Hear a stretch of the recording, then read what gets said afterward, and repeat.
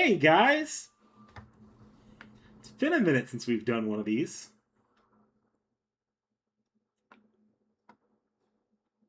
You alright? It's like I couldn't hear you there.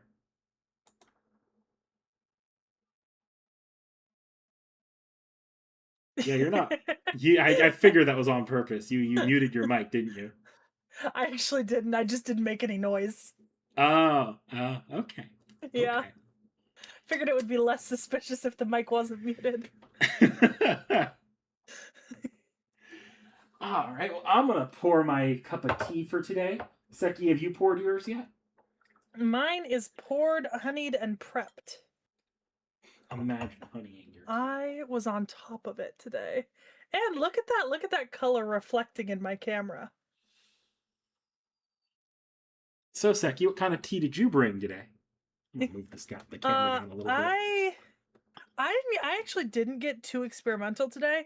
I elected not to open any new teas. So I have Summer Bouquet Herbal, which is a raspberry and rose hip with bits of hibiscus, and totally uncaffeinated. And then I've combined that with a little bit of locally produced wildflower honey that I picked up this last season, at one of my local honey places. Hmm. Um, I've got some sugar off to the side too if I wanted to do sugar instead, but I elected honey for this tea because I think it goes well with the flavor of the tea. My tea is the Passion Peach Tea blend from the Kilua Tea Company. It's a local if yeah, it's a local like sort of startup tea company at a farmer's market that was in the it was on the Big Island of Hawaii that I when I visited last time. It was in the not Kona, the other half of the island. Hmm. Nice. Yeah, can't What's remember the name of the off the top of my head, but that's the side I was staying on. So, but this blend is black tea, orange blossom, uh, soft flower petals, mamaki, elder flowers, bee pollen, passion fruit, and then natural peach. good for you? I don't particularly like passion fruit, or elderflowers. You see me get passion tea every once in a while. Yeah, I know you like passion fruit in your tea. I know you like passion fruit in general. Mm-hmm. But passion fruit is just one of those teas I stay away from. Because passion fruit has a little bit of a bite to it. It's like Oh, I wonder. Oh yeah, there's a little. I don't know if anybody will be able to read that, but my teacup actually has a little like I thing can on the read it on inside of mine, it. so I assume they can read it. Yeah. It's a Harry Potter reference because I have the my dear, you have the grim teacup, and there's a little black dog in like fake tea leaves at the bottom of the cup when you drain it. You definitely can't see it on stream here, but my teacup's a little. Oh, you can kind of see it. My teacup's a little chipped. Oh, do you have the chipped one? Mm-hmm. You know, it's I funny. I serve this to you guys every time, and there's this chipped one's always there, and I usually try to grab it for myself when I'm serving you guys. I actually I have get it like a lot. six spare cups I could switch this out with if I felt like it. I feel like I get the hi curse tree. I feel like I get the chipped one a lot. Not gonna lie, because I feel like I've whacked my tooth on it a few times. When having tea at your place, it's got that like Are rougher you feel because it's biting the the teacup fake here? one. No, it just sometimes my depth perception isn't great, so when I go to like take a sip, I like whack the cup into my teeth. That's why it's Um, hard for you to drink hot teas. Your first instinct is to immediately guzzle. no, this is not true. I'm being very good with my current tea, which is hot. Juxtaposing to the fact that I use iced tea because it's hot as balls. I mean, it could be worse, but it's certainly not great at the moment. Oh, did you see the temperature for Friday? Yes, it's going to be quite hot on Friday. I think I just cried. I don't. It's usually a little cooler down by you than it is by me. but it's supposed to be 104 at mine. That's supposed to be 104 at mine tomorrow. Okay, that's for those of you who Celsius in the chat. That's 41 to 42, depending on whether we end up at 103 or 104. Um, Yeah, that's disgusting. And See, you know, I'm unlike a lot of places in the world when you get that hot and it's like relatively humid and people are talking about like the sweltering humid heat, California is a baking oven. There is no humidity anywhere near us. It is below 20%. You walk outside and it's like you open the oven door on preheat. It's not the worst dry heat you get on this side of America. It's pretty fucking bad. Girl I wouldn't mean, live a sure, it's day in Arizona or Nevada. well, yeah, I don't live in Arizona or Nevada, thank God. Um, Want to go to Hi Vegas? Frost. Hi Dakota Doyle. Yeah, See, no, I don't. I'm just gonna grab some swim trunks and jump in the pool for the next 2 days. You have a pool at your apartment complex. Get fucked. I don't. No, I'm going to the gym tomorrow to do aquafit in the morning. So, I've got a private pool at my parents'. oh, that too. But you're working. Doesn't mean I don't visit them in the evening. Yeah, but that's the evening. It's already cooling down at that point. Look, never bash a night swim. I actually like the really hot days because that means you can swim pretty early in the or pretty late in the night if you want to. Well, damned if I complain, damned if I don't, because while I don't like the dry heat, wet heat is not any better. No. Um, you know, speaking like 2 months in Athens at relatively the same temperature, but with like a 60 to 80% humidity scale, was not better. Hey, Sek, you want to go to Florida this summer? No. Have you seen the stuff about the teams coming in for the World Cup? What are they doing? So the US, Mexico, and I think a couple places in Canada are hosting the World Cup, like all together because they have to spread it out, right? Because of how many teams you need playing at like the same times. So I guess every team was assigned like a host city, right? And some of the teams have been going viral because oh boy did they get, potentially not ideal host cities. I think was it Norway is currently in North Carolina, and they are suffering. Um, yeah. Remember, So folks, if there you're going to there's travel, some. always do your research to the local temperatures and how they handle it there. Yeah. Yeah, I was a little concerned about my couple weeks in Spain at the end of July because I know July to August can be like a really nasty sort of like wet end of summer heat in a lot of places. But I think because it's a small island and it's really coastal, all of the stuff I'm seeing about the temperature is actually showing it to be pretty mild. I think because of the fact that it's a small island, lots of like sea breezes and stuff coming through all the time.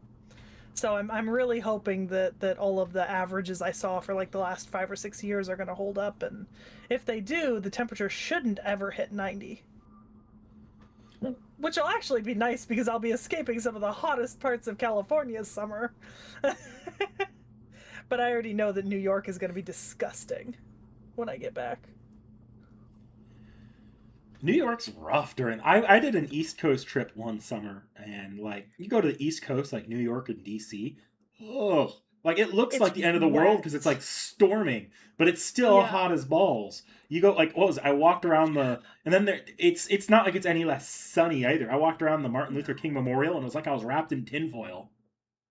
I've been out and about in Washington D.C. once in my life, and it was on Easter break, so it was like April-ish. Hmm. And I distinctly remember that it was like 90 something degrees with like 90% humidity. Like it was actively sunny and raining and 90.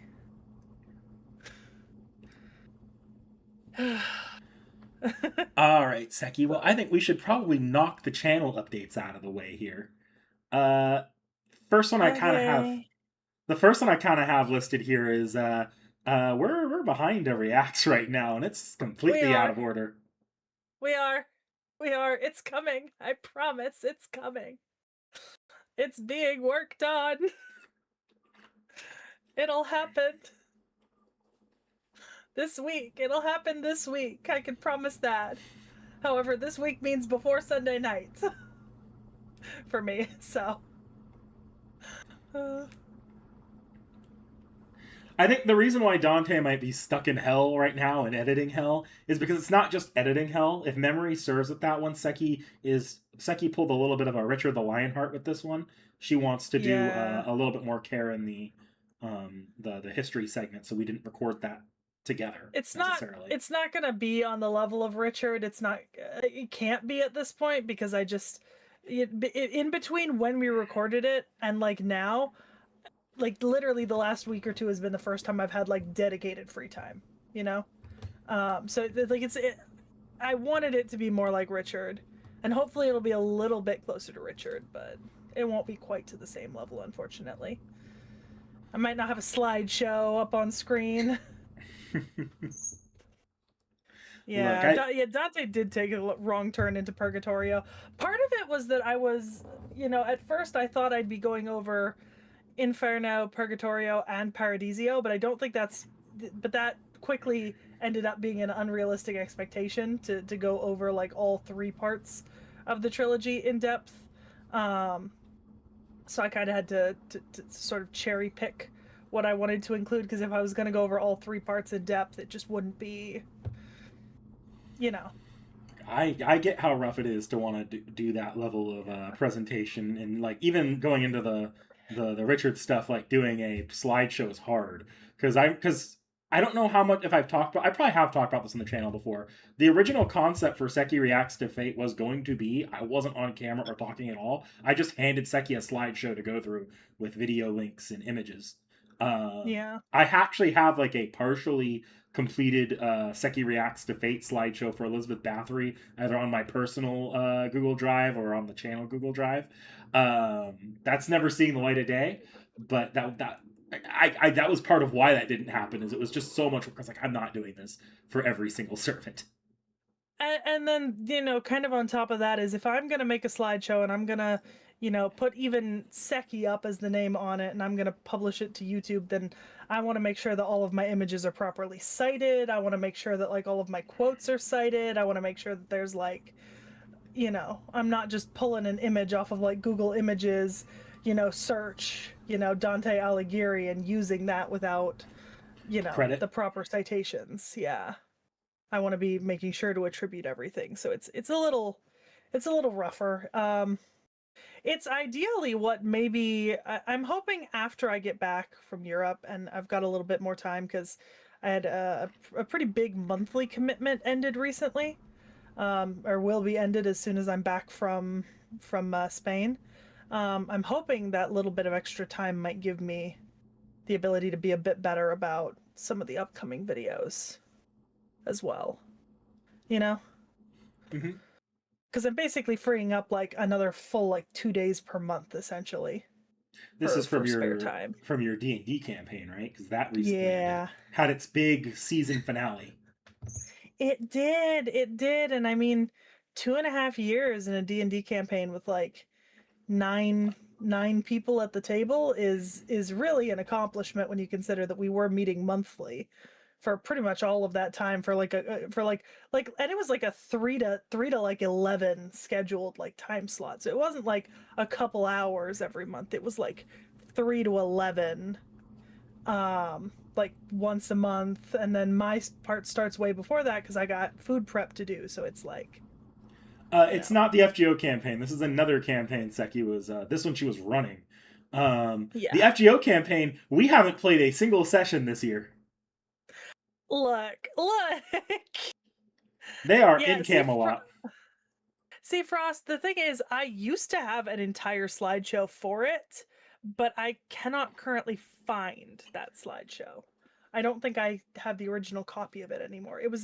I did it as a thing for a teacher that I was TAing for when I was in AP English Lit, and I don't know if I still have access to the original Google Slide at all. So yeah, finishing a campaign. I mean, to be fair, we probably could have just kept going in that campaign, to be honest, like spinning off new stories.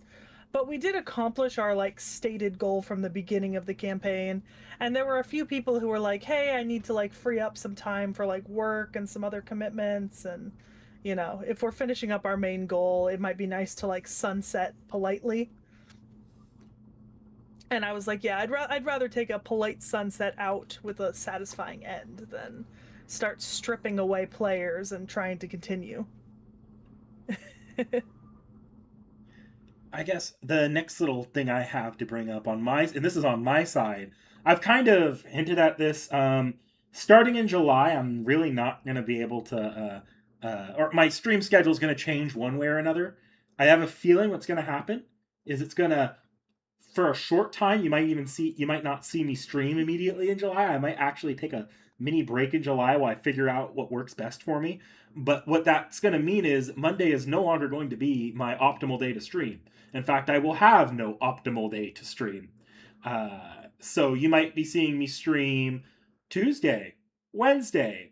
Thursday is actually probably the actual optimal day for me to stream now, Thursday evening, which is I think that's a fight between Seki and I if I do that one. Because that's one of your evenings have been one of your Thursday streams, right? Yeah, but I've just been doing Thursday. I didn't pick Thursday evenings because it was better for me in any way. Okay. Well, Yeah. regardless, I'm kind of going to be forced to be a lot more flexible, which might paradoxically lead to me streaming more eventually because I'm going to have to be more flexible with my days. Um, Well, you might also have to pin yourself down into a more solid, like 2 to 3 hour stream instead of sometimes stretching out towards 4. Because you I mean, stretch longer more often than I do. you notice I've been trying to keep that under control a little bit more, unless I have like a full day off. Yeah. Like I've been like you'll notice I usually try to find a good point to wrap up after 9 p.m. now. Yeah. No, I'm just saying, like, traditionally, I tend to stick more to a strict schedule of, like, when I want to end than you do. So, Yeah. Uh, and then the other two things are two things I wanted to quickly shout out here. The first thing is I'm right now in the Discord. I'm in the process of reading Tsukihime. I haven't actually gotten around to it much this week, but I will be getting back to it soon. But in the Discord, if you hop in, I've been basically blogging the entire process of reading Tsukihime, and I actually have a strong feeling when Ordeal Call 3 drops on FGONA, I'm actually probably going to start blogging my Ordeal Call stuff there as well, because it's a good format for it. um, and then the other thing that Seki thankfully reminded me to shill earlier, we're gonna have a tour stream on Monday. Haven't nailed down the time yet, but it's probably gonna be earlier in the evening than we normally stream, probably around 5 to 6 ish somewhere starting there. And this one we're going to be doing the Xeno series, largely Blade, but I will cover the other ones. Congrats! you have the Grim. All right, so channel catch ups out of the way. We're a little bit more free here now. Well, hold on, hold on. You I have something? guess, yeah, I kind of want to. So, um, think. Okay, gotta get that put away. So I will stop streaming in July, right, for my trip. Um, so I'll be at least probably 3 weeks without a stream. Um, if not 4, that highly depends on what I think I can get away with packing. Um, and like what quality I think I can run my my laptop on. I might, like I said, I'll test to see if my laptop can handle streaming on its own, but I'm not going to count on it. So there's a decent chance that when Knickknack takes a break, I'm also not going to be doing a whole lot of streaming. And then you might be back a couple weeks before I kick back into gear. But once I get back, I think I'm pretty much back to work almost immediately as well. So my streams will probably stay towards the evening unless I can get a regular weekend morning stream going in, which is a goal for me. I'd like to get a regular weekend morning, if I can manage that. That's my goal for when I get back in August. get settled into like a Saturday or a Sunday morning that I can do fairly regularly. And beyond that, you and I are just going to be feuding for evenings. Yeah, back to fighting over the evening slots. Y'all don't understand. There have been days where it was like, I was going to stream this evening. Oh, really? Yeah, yeah, where we're like, what's your stream schedule? And I'm like, well, I might want to stream like Monday and Wednesday. And you're like, hey, no, I need Monday. And I'm like, okay. Yeah. That's probably not going to be as much of a thing anymore just because there's no great days for me to stream anymore. Yeah, well, I mean, there's never good days for me to stream when I'm working, so not during the weekday. Friday, but Ironically, yeah, Fridays I'll probably keep, because you don't typically take those at all. Fridays and Sundays are almost always like, yeah, you're never going to see a knickknack stream those days unless something goes on. Or unless Yep, something like, yeah, you usually won't see them those days. yep. Now you can move on. All right, all right. Do we want to move on to FGO, or do we want to move on to the other topics and rants? I feel like FGO is a good segue. Yeah, because I can answer this question from chat then. So I'll be logging in, and if there are events running while I'm gone, I'll be playing them. The thing is, I don't know exactly when Artoria Craft is gonna drop. I think you checked it, but I can't remember October, exactly most likely October Okay, in our for Halloween October. All slot. right. Then there might not necessarily be anything while I'm gone that's super pressing for me to do. I will not be playing through story while I'm gone for Cosmos and the Lost Belt because well, so what's after Olympus for me, Knick-Knack? Heian Kyo. You want to So stream Heian, Heian Kyo, but that was one I I want originally to pegged stream as being a Heian better Kyo. skipped one too. Yeah, so the breakdown there is that like I didn't get to read Yuga Kshetra because I was sick, right? So I'd like to make that up by reading Heian Kyo on stream. I can only read Heian Kyo on stream if I finish Olympus by the end of this month. Yeah, pretty much. Yeah, so I my goal is to finish Atlantis by the end of June. And I'm gonna be pushing for that over the next like 2 weeks. So you guys are gonna see some really like streams I'm willing to just keep going, so long as I'm still like awake enough to keep going and don't have anything like scheduled for me to be doing. Because like if you can get Um, 2 or 3 Kyo streams in before you leave, you could probably finish it up and not really affect your schedule at all. But if you end up like a month or two behind on starting Avalon Lefay, you're gonna miss out on the Abbey Santa event, which is yeah. So and what's my schedule where I have to start Avalon Lefay? pretty much as soon as you get back was the plan. Okay. Yeah. Because then So it's a really long ass chapter, and it wouldn't be that big a deal. Except you also want to play the Christmas event because it's the yeah, Nutcracker themed. and I have to finish Avalon Lefay to play the Christmas event. Mm-hmm. So, although with as fast as I'm moving through Atlantis and Olympus, I actually because I don't think I would need 4 months for Avalon Lefay. That seems excessive. Avalon Lefay is about the Um, size of 2.5 FGO chapters. You're also streaming Atlantis and Olympus a little bit yeah, more frequently than you will in the back half of the year, because when you got to yeah, Atlantis, that's around the time your summer break started for work. yeah, yeah. So okay, yeah, it's interesting because I don't have a whole lot of time to stream before I leave if I finish Olympus at the end of June, right? Because I only have like 1 week in July that I'm here. Um, Now, of course, that changes if I can potentially stream from my friend's place in New York, because if I can stream in New York, I've got 2 extra weeks there on the back end where I could probably cram in quite a few streams while they're at work. Um, but I'll ask them about that because they might have some of their own equipment there. Because all I really need is like the capture card in theory. I mean, Do they I still have can your work mic with from like that time you almost started a YouTube channel with them? well, I they had their own mic for that. Yeah, that's what I mean. Like you could borrow the mic and the camera there in theory. Well, that's what I gotta ask. Yeah, I gotta see if they have it. Um, if not, I mean, yeah, I guess I'll have to make a decision by the time I leave whether or not I'm gonna play or read Heian Kyo. If I'm reading Heian Kyo, I'll be reading it while I'm gone for sure, so that I'm done with it before I get back. Um, but yeah, Yeah, sorry. I don't mean to like be pushy about Han and Kyo being potentially pushing up is against Heian that Kyo deadline. long? No, Han and Kyo is shorter. That's why I'm like, if you can get 2 or 3 streams in before you leave, it's only going to take you at max 1 or 2 when you get back. So you'll be able to finish Yeah, if you can manage that. So finishing Olympus by the end of June, or if you can get one Han and Kyo stream into June. But it's it really is the fact that we know you're going to have a much slower stream schedule come when you get back and you're starting work again, and that Avalon the Fae is just the longest chapter in FGO. yeah. I mean, in theory, not if I can regularly work that extra weekend stream in. But yeah, that's kind of a big if.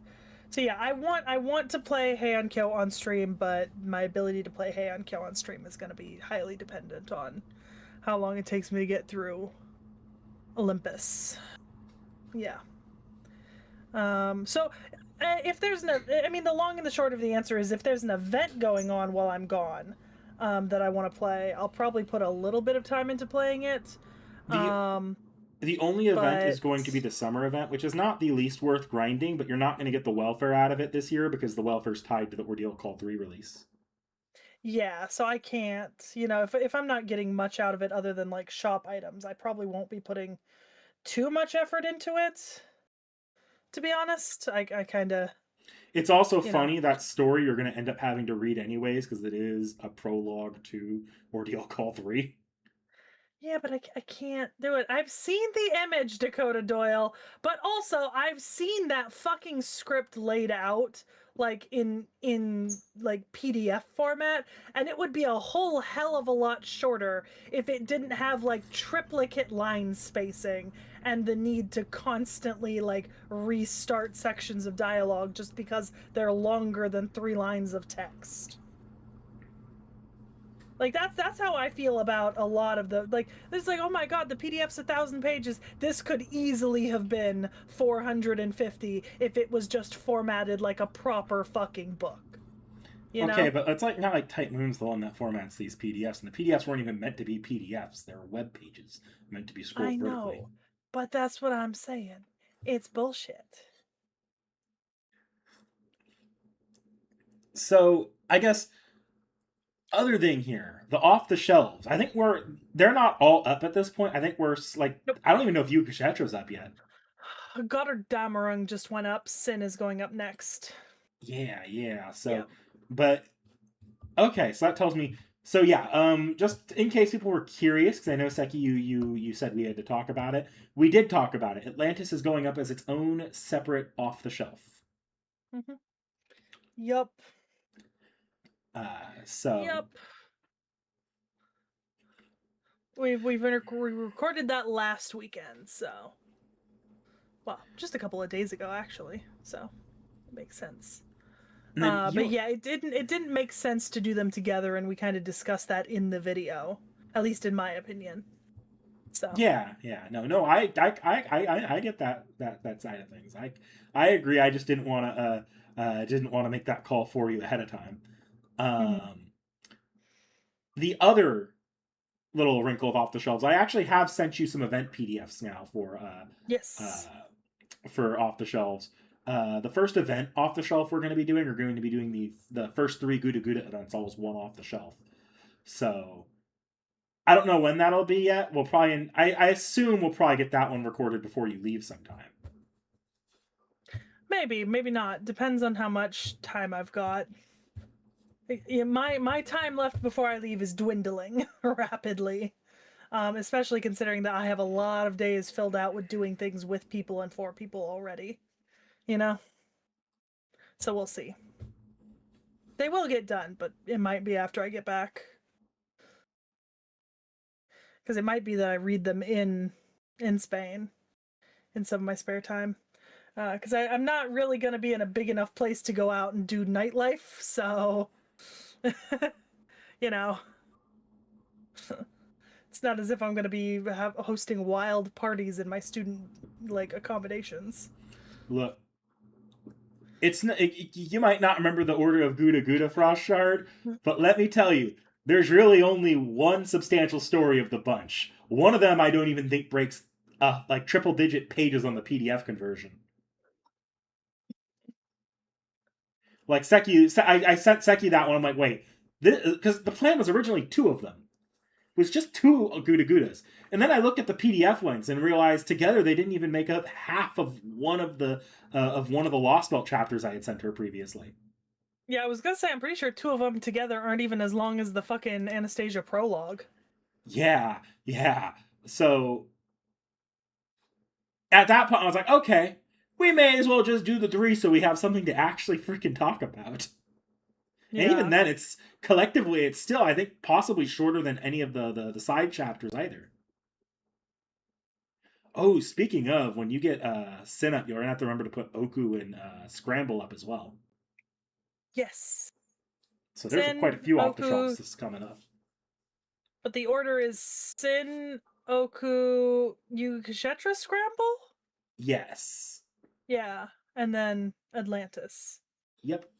Yeah. Yeah. Yep, that makes sense. Yep. Uh, So, the general FGO stuff. Obviously, well, I mean, I'm what, like halfway through Olympus already, I think? yes, you're making good time on Olympus. That's why I think you Yeah. could squeeze in Hand Kill, but you're gonna have to Yeah. squeeze in Hand Kill if you're gonna do it on stream. Yeah. Yeah. We'll see. It's harder for me to go longer on evening streams because I'm more tired later in the day, but in morning streams, I can usually spend a fair bit more time on those. And honestly, I've got a long house and dog sit coming up. I'm gonna talk to my friend who I'm doing it for, so I might be able to just use their PC because they have they've got a setup that I can just take like just one or two things of mine there and probably just do it from there, and that would give me those extra couple of streams I needed to finish.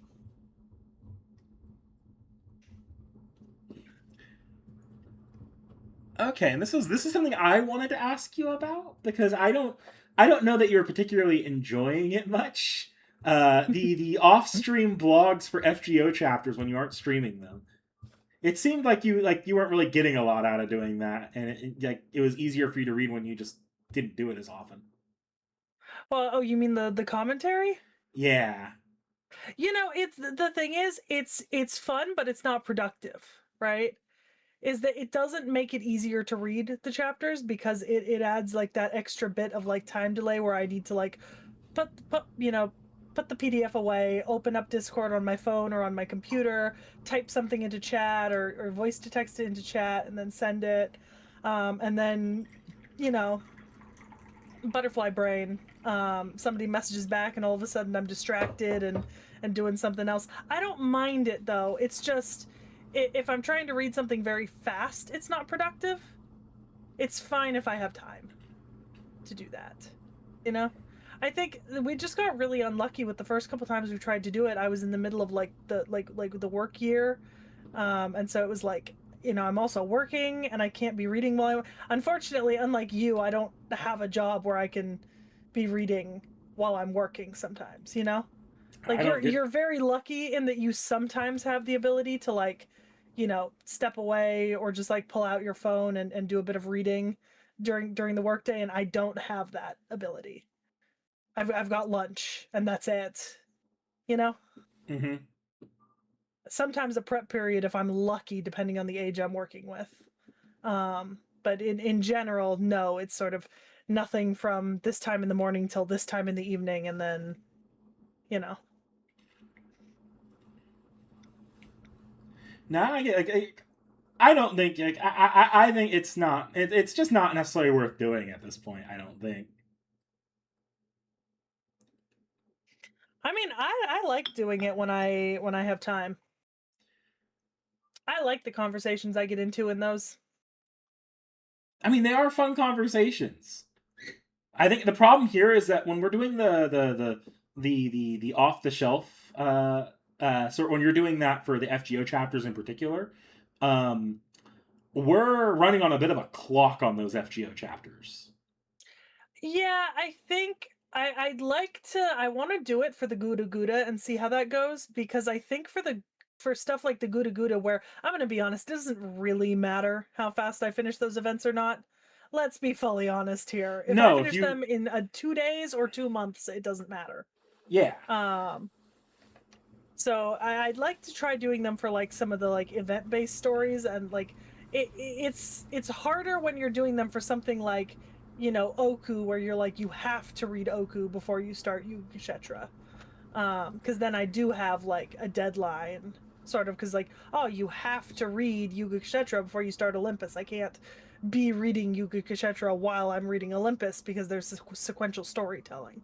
Um, so it's different when it's like that, but I think outside of these like early few chapters where we had me reading Gotterdammerung and then Sin and then ended up reading Yugashetra, we don't really have plans for me to read a huge swath of like major chapters like that in the future. Not in the immediate future. There is one Yeah. section where that might be the case, but also by then it's going to come down to your preference. Um, so I'll lay it Well, out because here. like well, yeah, but I mean, like, here, let me walk you through the way I see it, and then you can compare. Right? Is it okay? I read Atlantis. I'm reading Olympus. Um, I want to read Heian Kyo on stream, but if I don't, I have a built-in dedicated month where I have time to read that. Right? So I'm not concerned about reading Heian Kyo. And then I'm reading Avalon LaFay, and I'm reading Nahui Mictlan, and I'm reading I think whatever comes after Nahui Mictlan. So here's the thing. That's actually kind of wrong. Oh, So is fucking Koyanskaya in the middle of those two both or Koyanskaya something? and Trom are Trom, between yeah. Avalon LaFay and Nahui McLawn. I just assumed I was reading Koyanskaya at least on stream. That one's actually one of the most like if we absolutely needed to skip a shit ton of stuff, that's like one of the easiest things to chuck out hilariously. Hmm. But regardless, those are both there in the middle, and then after Nahui McLawn are the Ordeal Calls, which are full size chapters, but and they are mandatory to beating the game, but they are also not all the most important things for the overarching plot. Really, it's just the last one that you absolutely need to do, or that's like I think would be important to do on stream. The other three are if we need to, ones you would do off stream. That said, if you finish Avalon the Fae, for example, in really good time somehow and do Nahui McLawn and get started on Nahui McLawn before the end of the year, you're going to be able to finish all four ordeal calls on stream if you really wanted to. But I mean, I'm also, gonna be honest, I don't I'd prefer not to be I think I'm at the point where I'd prefer not to be reading any major chapters off stream. Um at this point. I don't think I get as much out of it and I don't think it's as meaningful because I like for example, I literally saw like what the fucking the like I literally saw what the little girl in Gotterdammerung looked like in this last Olympus stream. mhm. And I was like, oh, this probably would have been a lot more emotional of a moment with Olympus if I'd like looked at that character for any length of time, but because I just skipped my way through the entirety of that chapter, I never even saw her, so I have no connection to her whatsoever visually. Um, so honestly, I'd prefer not to read any major stories after this off stream. Events, I don't care, but I think I'd rather not, And that makes as a matter of sense. principle. But keeping in mind that a lot of this initial plan was for two particular reasons. A, to get you through in time to be able to play the actual Abby Santa event. That's why we've been so pushy Yeah, this year.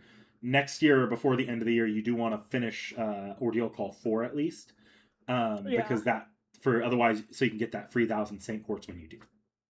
yeah, yeah. I think we'll just have to see how it goes. I think. Yeah. Um, let's see here. Is there any other fun FGO happenings lately? King summer servants. You just I'm pulled so your second copy of Summer Melusine. I'm so salty about that. I'm not. Melusine Summer's a great farming servant. That's awesome that you got NP2. But I didn't want Melusine Ondine. I didn't want her. I didn't, and I don't want UDK Bargas. I just want one copy of Miko Sir. One copy of Kate Ku Miko Sir. Just one.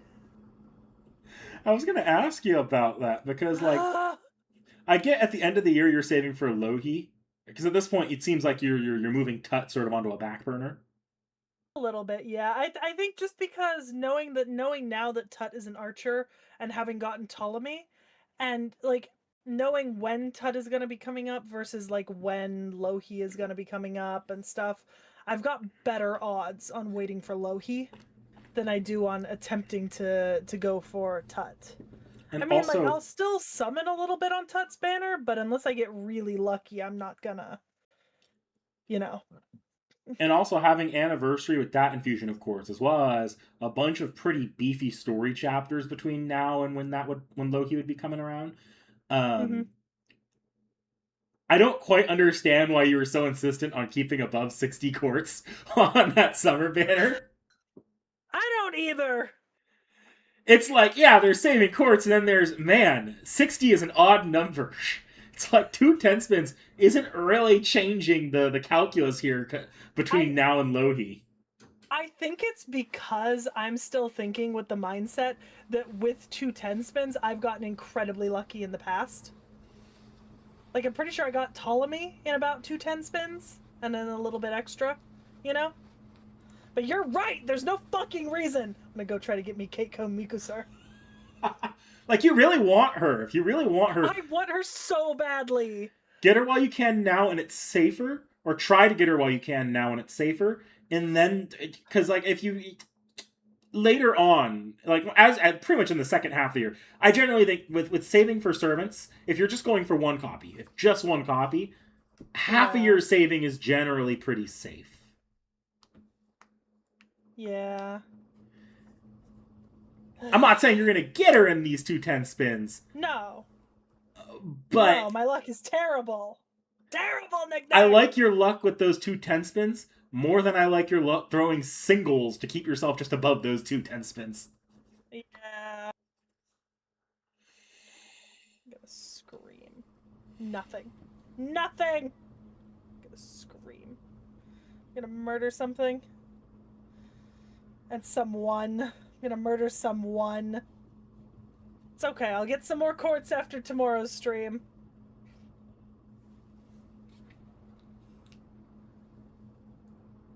That's some bullshit. Just, why is it so hard to get this one 4-star? And I'm gonna be honest here. So I also have not. So I have not gotten a UDK bar guest, right? And I'm gonna be honest. I've actually thrown quite a hell of a lot of courts at this point and tickets into this banner, right? Like like a fair amount. And I got the Melusine Ondine, but I still haven't gotten either of the 4 stars. Like, if I'd gotten UDK Barguest, right, at least I'd be like, oh, well, that's why my luck is shit on getting Kate Ku Mikoser, right? But I haven't gotten UDK Barguest either. This is bull. Well, I already have an NP2 UDK Barguest, but this is bullshit. Look, I feel the pain. I've pulled like three of a 5 star before I've ever gotten one of the 4 star. Yeah, I'm in pain. I'm unhappy. Ugh. It feels that way sometimes with the 4 stars. Feels that way sometimes, just harder in the 5 stars. I know. I want her so bad. I know. I don't. Here's the thing. You know what the worst part about it is? I don't even want her because I know if she's good or not. Because I don't know if she's good or not. I just want her because Kate Ku Sir Priestess, right? Miko Sir is my favorite version of Bao Banshi. You want to know the worst part?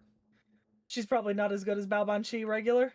No, she is in fact really damn good.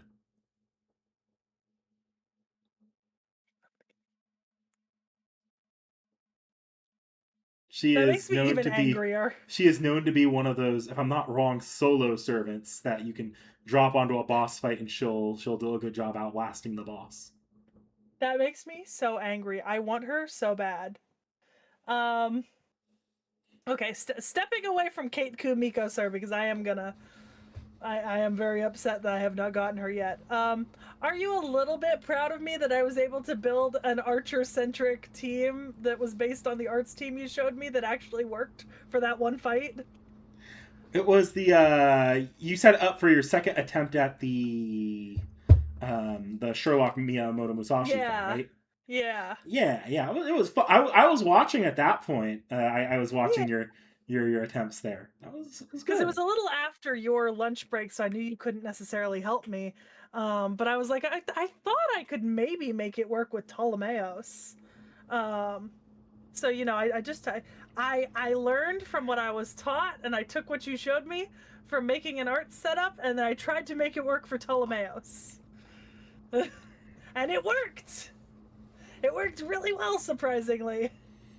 I also saw you had your first exposure to boss soloing with Barguest against Yeah, that was insane. That was actually insane. Watching Bargas' health climb upwards the more she got hit was wild. Like I like a good Barguest, right? Don't get like I use Barguest a lot, but I've never just had just a Barguest there and seen what happens when it's just Bargy. So I'm gonna put it out in as non-spoilery terms as possible. I had a very your chat kind of alluded to this during the Olympus stream. A very fun win against the final boss of the most recent story chapter that just dropped in JP. I had no What right was winning it? that.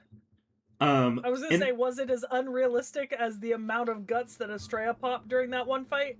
yes, I Nice. beat the boss with less than 200 HP left on my final servant, and I got crit twice going into that on that final turn. Nice. There was I had no business winning that fight. Uh, so that's why when people were in your stream, they're like, "So Seki, Knickknack's kind of stolen all your Yeah, luck from your necromancy Luvia." That was why. that's okay. Honestly, I the thing is, I didn't actually know what necromancy did when I put it on Luvia. I didn't even remember that I'd put it on Luvia I or think I'm anything. the one that told you to put it on Luvia during Yeah, it was probably during one of the streams I was on with you at one point. You just never took it off. yeah, exactly. So like for her to come out in the back line of that one fight, what was it? The stream before last, I think, and just continually roll guts. I think it was what, like 6 times in a row. I think I dropped 2 NPs just on her continually rolling guts on that one CE with just her on the line. That was incredible odds, you know? Sometimes I Yeah, can be really lucky, and then sometimes I can't spin a 4-star to save my fucking life. yes, Necro is 30% odds, but the chances of Seki dropping Necro was like the six times it procced. That's like Yeah, less in than a row. 5%. That's like 3%, I'm Yeah. pretty sure. I did the math on stream. Um, Yeah. yes, yeah, Necro, that is a fun fact. Necro, the like how often Necro will proc and when it will fail is determined when the fight starts. So like Yeah. uh so here's another thing. During I told you about this after stream. I was like, Seki, chat is preying on your downfall. They are predicting which fights are going to make you crash out when you get to them. I'm sure they are. I think the thing is about fights that I crash out over, I'm really only likely to crash out over a fight that I genuinely don't think I have the servants to win, and either you or chat is not there or not being particularly helpful to be getting through it, right? And in because it's like I have a lot of faith in like either me trying to plan streams around you having some level of availability if I think there's going to be something I need, and you knowing where there's going to be times I might need help, first of all. And then second of all, chat, you guys are like generally a pretty fucking great chat. You know what I mean? Like generally you guys make fun of me for like forgetting to read things and like not knowing my how to use my abilities and stuff, but when I genuinely need help, you guys are pretty fucking there to try to at least try to help me through stuff. And it's hard to get really really upset when you know that there is at least one person in your corner willing to like at least attempt to help you get through something. Now, if none of that actually helps and I'm just stuck on a fight, then yes, I'm gonna crash out. I think I will always try to be there for those streams where I know there's just no way chat can just walk you through on their own to help, or where it's going to be more annoying for you to walk. Like, let's put it this way: when you do the one or two streams for when you get to Ort, I'm probably going to be on there for any streams you're doing Ort.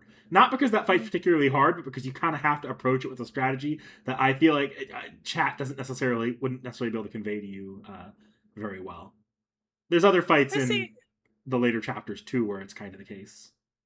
Yeah. See, Frost, you guys do troll a lot, but like I don't think I've had a situation where genuinely I've like 100% honestly asked for help and there hasn't been a single person in chat willing to like give me a tip or a hint or tell me what might work. You know what I mean? Mm-hmm. Like you guys are a pretty good fucking community, especially because like a lot, like obviously you guys know because you make fun of me for it, but like I don't pay attention to game mechanics as much as I should as far as I am into this game, you know. Like granted I should be paying attention a lot more than I actually am, and I, for the life of me I'm just, if it makes you feel better, I play just about every single game this way except for maybe Baldur's Gate. um so it's not a uniquely FGO thing. I prefer games where I'm able to just do what I don't pay a ton of attention. Nick, you've seen me play games, and I don't necessarily pay a ton of attention to like how I should be playing a game. For me, it's I just want to play a game. You know. You jump in and you want to feel like you're in that scenario without having to like meta it out to make it work. Yeah, yeah. I don't necessarily enjoy metaing a game. It's one of the reasons why even in Baldur's Gate I won't do like, and it's not because I think it's a bad thing, but like I don't want to put the effort into doing one of those like, like level 4 monk, level 4 paladin, level 4 like wizard multi-class with like, no, I'm just going to pick a class and I'm going to play it all the way through with the best armor I can get for that class based on what I know. You know? Oh gosh, I just realized people are bringing up how Ort is going to kind of be strenuous on your phone during that stream. What do you I'm mean actually a little strenuous on my phone? Ort notoriously lags out phones, especially older phones. Even my like phone when it was brand new and Ort had come out as a 2 year old fight was lagging out a little bit, and I was playing it off stream. Uh, but And well, my I'm phone's six years old now. in My phone will be fairness, turning 7 next year. your phone would have been in acceptable parameters to play Ort when it came out, so I think it would manage it normally. I'm actually not as concerned with Ort. Worst case scenario, Ort just looks a little bit laggy on stream and it's a little awkward, but it runs fine. What I'm more worried about is you running into the problem I ran into when I streamed Nahui McLawn on JP, where anytime I would open up a story chapter, the video feed would just completely cut out, and I'd have to unplug and replug it in Hmm. anytime there was any story at all, or was it anytime a fight finished or something like that. It was really annoying. Huh. Well, I don't. Well, we're not going to know if that's going to happen until we get there, to be honest. Yeah, yeah. Just So, don't. I'm. We're a little ways away, but warning you now, since people brought up the technical problems of Nahui McLawn, don't be surprised if you have technical issues during Nahui McLawn, and if we absolutely need to, we'll figure it out. yeah. Broshard, let's be honest here. If I had an unlimited amount of courts and I could roll for the servants I wanted, yes, I would have rolled until I got regular Barghest, regular Melusine, regular Balbanshi, and then Kate Ku Miko, sir. Because I do actually really like all of those servants, and I do rely on them a lot, like borrowing them from people. And I have very fond memories.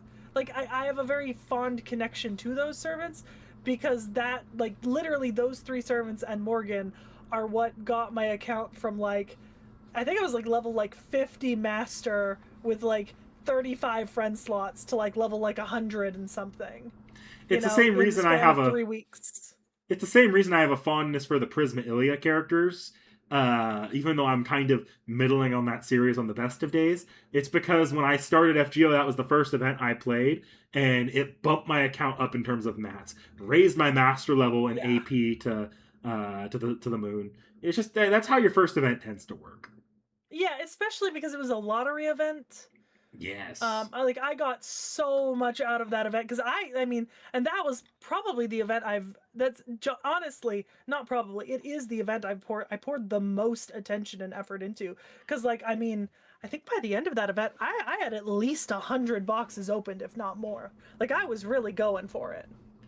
I'm. I need to step away for 2 seconds to run to use the bathroom. I will be right back. Seki, you can stick with chat here and continue to entertain them. I'll hang out with chat. Yeah, yeah. I would have really liked like in sort of like almost like a fantasy league of servants, right? I would really like to have my own regular Barghest, regular Melusine, and both Balbanshees, but I think in the general scheme of things, first of all, they actually don't come around on Raid Up that often that I've seen since the Tamlin Cup. At least I don't remember them being on Raid Up a whole ton since the Tamlin Cup.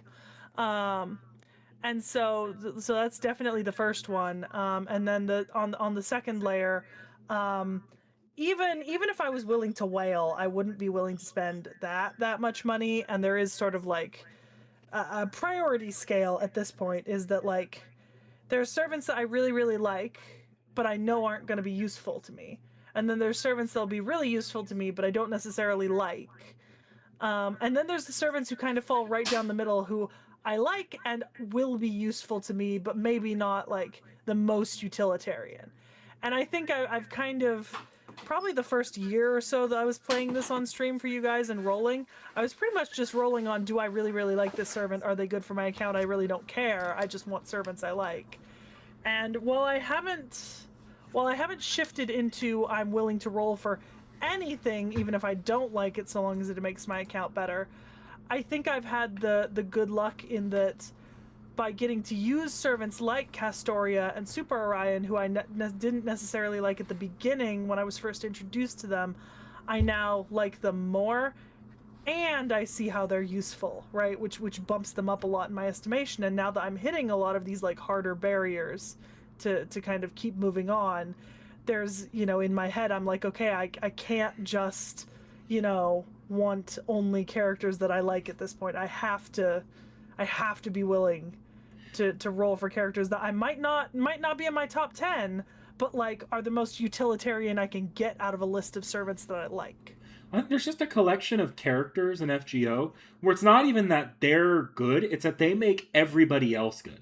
Like you get Castoria, and suddenly you can use a bunch of your favorites more often. You get Yeah. this is true with Oberon. This is true with both Scotties.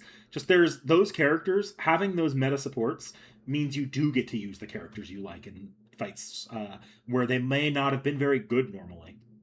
Yeah, and like I said, I got really lucky by getting Skahak Skadi regular, right? I didn't get summer unfortunately, but I did get regular, and I got very lucky getting that.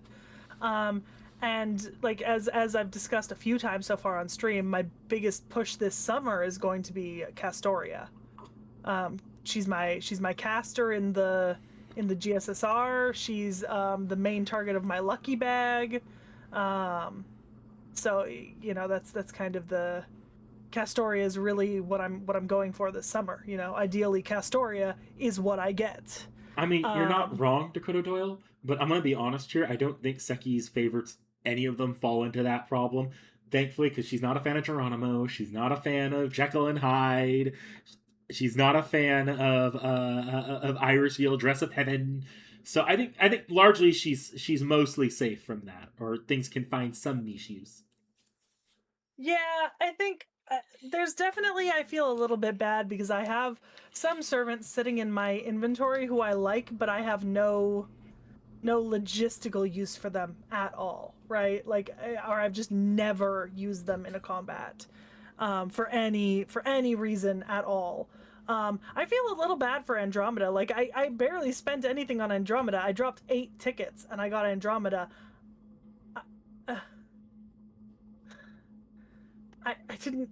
It was more of like a, oh, I had some, you know, I had some I tickets, mean, and Andromeda was on Raid Up, and you could use Andromeda if you wanted to. but I haven't because I don't know where and how at the moment. So It's it's just like, Scotty. You just drop Scotty's buffs yeah, on her the way you do Korean Sky for Buster. yeah.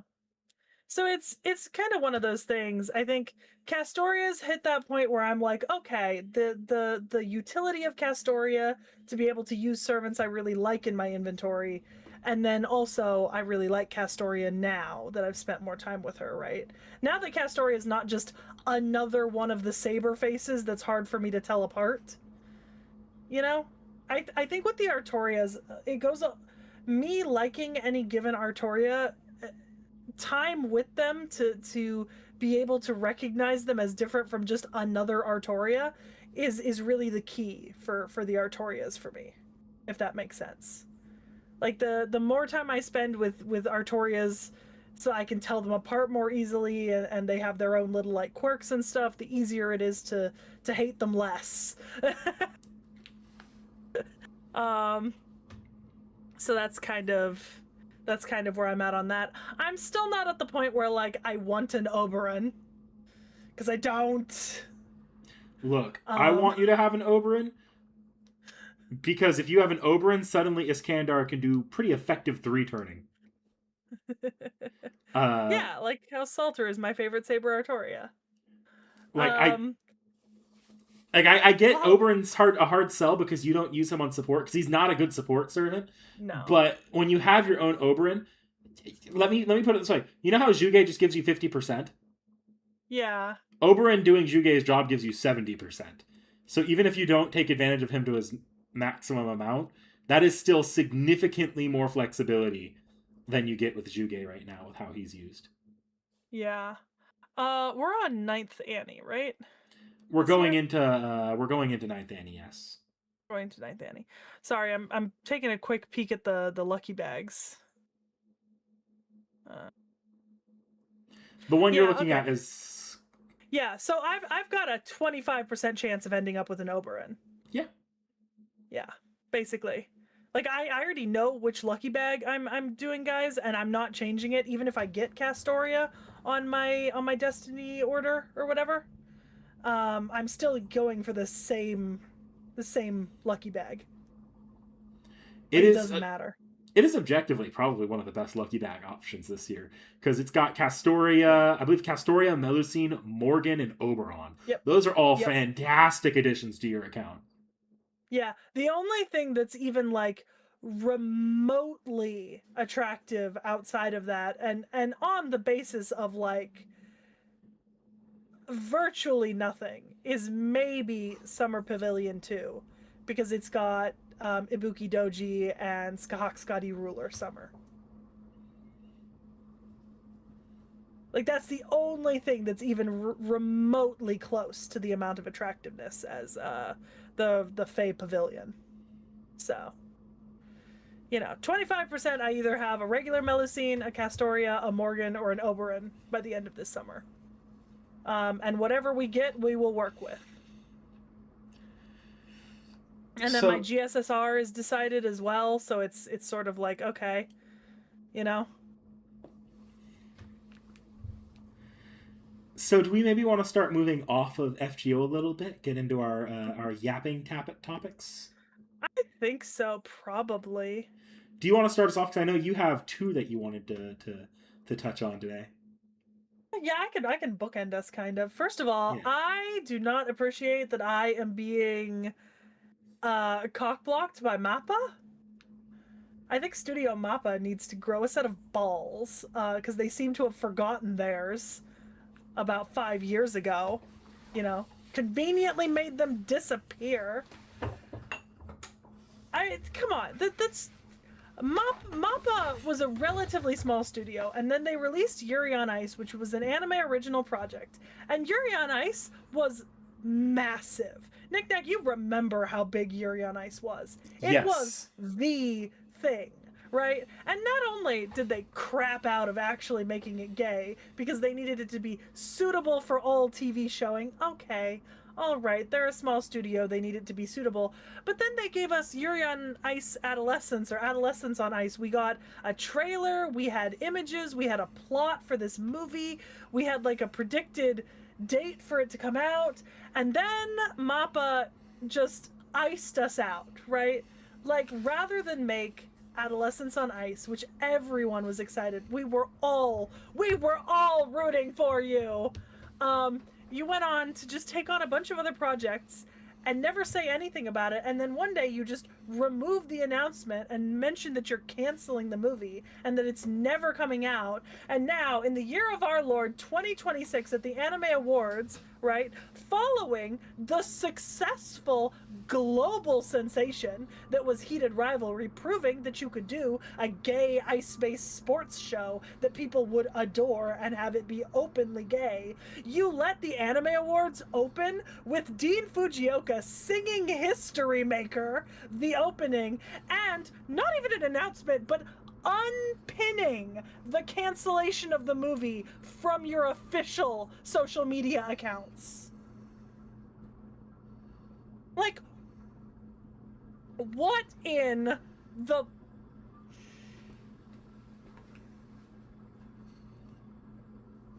Maybe if they took someone else's dick out of their mouths, they'd grow a spine and make what we've been asking for. I'm upset. You do not get to trade off of Yuri on Ice when you essentially told the fandom to go fuck itself as soon as you were done with it. Right? Like, you do not get to pull this shit. You know, you don't get to be the benevolent producer of the gay ice skating show when you iced it out in favor of shit like Jujutsu Kaisen for a decade. She's just a bit salty. Yeah, you know what also makes me salty?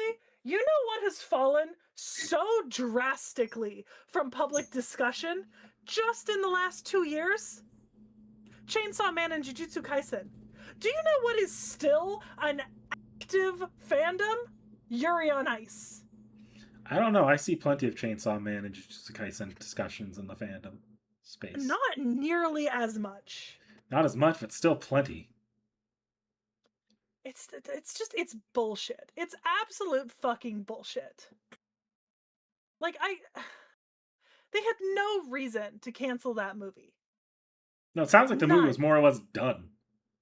Yeah, no, they had no reason to cancel the movie. And honestly, at this point, unpinning the cancellation notice without saying anything, like, you, okay, maybe you could excuse, right? Oh, it's the 10-year anniversary of Yuri on Ice. That's why we're having, Dean Fujioka do History Maker at the Anime Awards, right? But let's be really honest here. They don't just do that for anime, you know? Like, if you're gonna have like the Anime Awards be opened with like a performance like that, it's usually because it's related to something that's happening. It's not just, oh, congratulations, this anime that never got continued or never got its sequel movie and got canceled is 10 years old this year. No, no, like, that's absolutely unacceptable.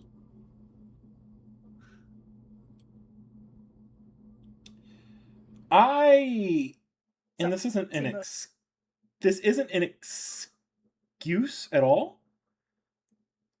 Do you know how popular Yuri on Ice was in Japan specifically? Because that's something that comes no, up a lot with anime. Is it gets very popular worldwide, and collectively, it's probably more popular than a lot of other anime. But for one reason or another, whether it be advertisement not being there in Japan or just not clicking with their audiences, it's not popular in Japan, so it doesn't get necessarily continued. This is something that 86 is running into. Vinland Saga ran into that for a fair bit of time. That's why it's so slow between its seasons.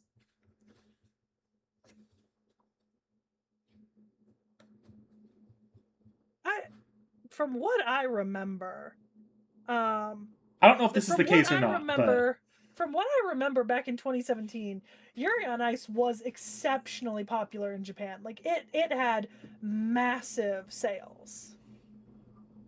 Like in I think in the first week after the Blu-ray released, it sold like 35,000 copies week 1 on just the Blu-ray, not including anything else. It won like and it won a lot of awards that weren't international anime awards, but like Japanese anime awards. okay. And it also spawned, I think it was like years and years of pop up cafes and exclusive merchandise and special exhibits and like featured things and events all over Japan, not just in like Tokyo, but in other major cities as well. Like it was Okay. big.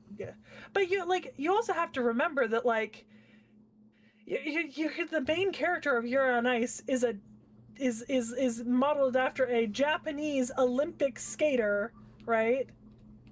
And like and okay, this is something that you might not be aware of, but this is sort of relevant to this tangent, right? Is that so there are 3 places in the world where figure skating is incredibly big, right? The US, Russia, and Japan. Japan has one of the longest and most historied traditions of figure skating in the world, right? But literally behind Russia. In fact, in some ways, Japan's figure skating popularity is even more popular than it is in the US. And the US produces per capita a lot of figure skaters because it is very popular here. It is not as popular here as it is in Japan. In Japan and in Russia, figure skating is much more popular as a sport. And figure skating has consistently been one of Japan's strongest Olympic medaling events for the last 3 decades. It is popular.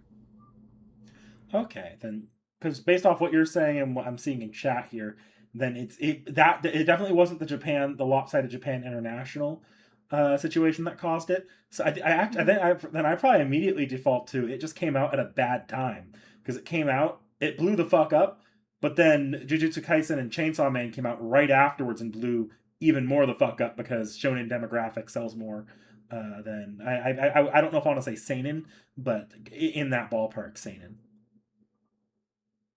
I don't see. Here's the thing, though. Jujutsu Kaisen is not that close to Yuri on Ice in terms of when the anime came out, right? Like the anime for Jujutsu Kaisen started in 2020. It was 4 years after Yuri on Ice came out. That was 3 years after Adolescence on Ice, the movie, was announced. That was 3 years after the movie had been in development with a trailer, with music shown to us. Like that was like the Adolescence on Ice was canceled, just barely officially canceled for the first time, just barely after Jujutsu Kaisen came out. And Chainsaw Man came out after Jujutsu Kaisen, the anime. Yes. Like there is a gap between Yuri on Ice and then Mappa going into like Jujutsu Kaisen. And here's the thing: I'm not saying that Mappa didn't have other projects. What I'm saying is that Mappa got a massive, massive boost as a studio from Yuri on Ice. Like Yuri on Ice was like a pivotal moment for Mappa, right? I'm pretty sure it saved them from bankruptcy around the time when it came out. Like they were like on the down, right? And then after that, they started getting a lot of really big things. And they decided to focus on all of the new big things rather than, give any thought to that which had saved them. Then my third theory then goes straight to what Dohawario's saying, where it was just a matter of production hell and it no longer being worth the loss it was taking. It's just because, like, the things that they did after Yuri and Ice before they started anything. I mean, like, okay, so we've actually watched one of the things they did post Yuri on Ice, pre Jujutsu Kaisen for the channel. You remember Yes. Altair, A Record of Battles? Shikoku no Altair? Yeah, that's one of the things they did in between. Man, And Banana Fish. they about Chikoku no Altair. I'm hearing that and I'm thinking I don't remember that being particularly crazy animated. That seems like that didn't take up that many resources. Yeah, yeah, that's what I think too. So it's So, like because the kakegurui is maybe the biggest thing they did, like up to like banana fish and stuff. And kakegurui does not require it is not some sort of like anime masterpiece in terms of animation. I know banana fish is really loved, and I'm not going to hate on banana fish. I think banana fish is really well done, but I mean, you don't hit anything like truly massive until 2020 with Jujutsu Kaisen. so then it is probably just the enter development hell, and the production cost ended up outweighing any release cost. So it was easier to write it off. Yeah, but why now do we unpin the cancellation? I mean, Why because now? there's two ways you can go about this. The copium theory, that they're trying to test the waters to see if they can revive the series either with the movie or with like just like doing what they have, like releasing what they have of the movie now, or reviving the series for a potential season two. Or there's the probably realistic one where Yuri on Ice is really well regarded internationally, and the Anime Just a Awards, tribute. yeah, the Anime Yeah. Awards is the kind of thing that would tribute to something like that. I think the biggest level of copium I think for a lot of people I'm seeing online is that the reason why they decided to do it now, right, in 2026 is likely because of the like global phenomena that was heated rivalry, right? Like a gay ice sports based show that literally and keep in mind heated rivalry became a global phenomena everywhere in the world. There have been academic papers written on the way counterculture in Russia has been using the show as a way to fight back against government oppression, right, and anti-gay propaganda. Like heated rivalry blew up, right. And so a lot of people, at least in a lot of fans in the West, are thinking that this is a sign that like Mappa saw the popularity of like another gay ice-based show and was like, oh, we could like ride off of that. And I don't think that's realistic. I think that's the height of copium in my opinion. I think I mean, that's a very hopeful take, if because it's not as if gay sports anime has been something that has not thrived in the last decade. Skate the Infinity, Free, we've had lots of gay and gay adjacent sports anime that have done exceptionally well internationally. the Fujoshi demographic really likes its sports anime. I don't know if the series goes Yeah, full gay, but Haikyuu is absolutely something the Fujoshis tend to rally around. Um, exactly. but I think I don't necessarily know if that's like the craziest level of copium though. It's not that insane. If you think about other revivals we've had, the think about like the Devil's a Part Timer got revived because of the Isekai boom. Yeah, I'm 99% sure Yona of the Dawn is getting revived because of the Apothecary Diaries boom.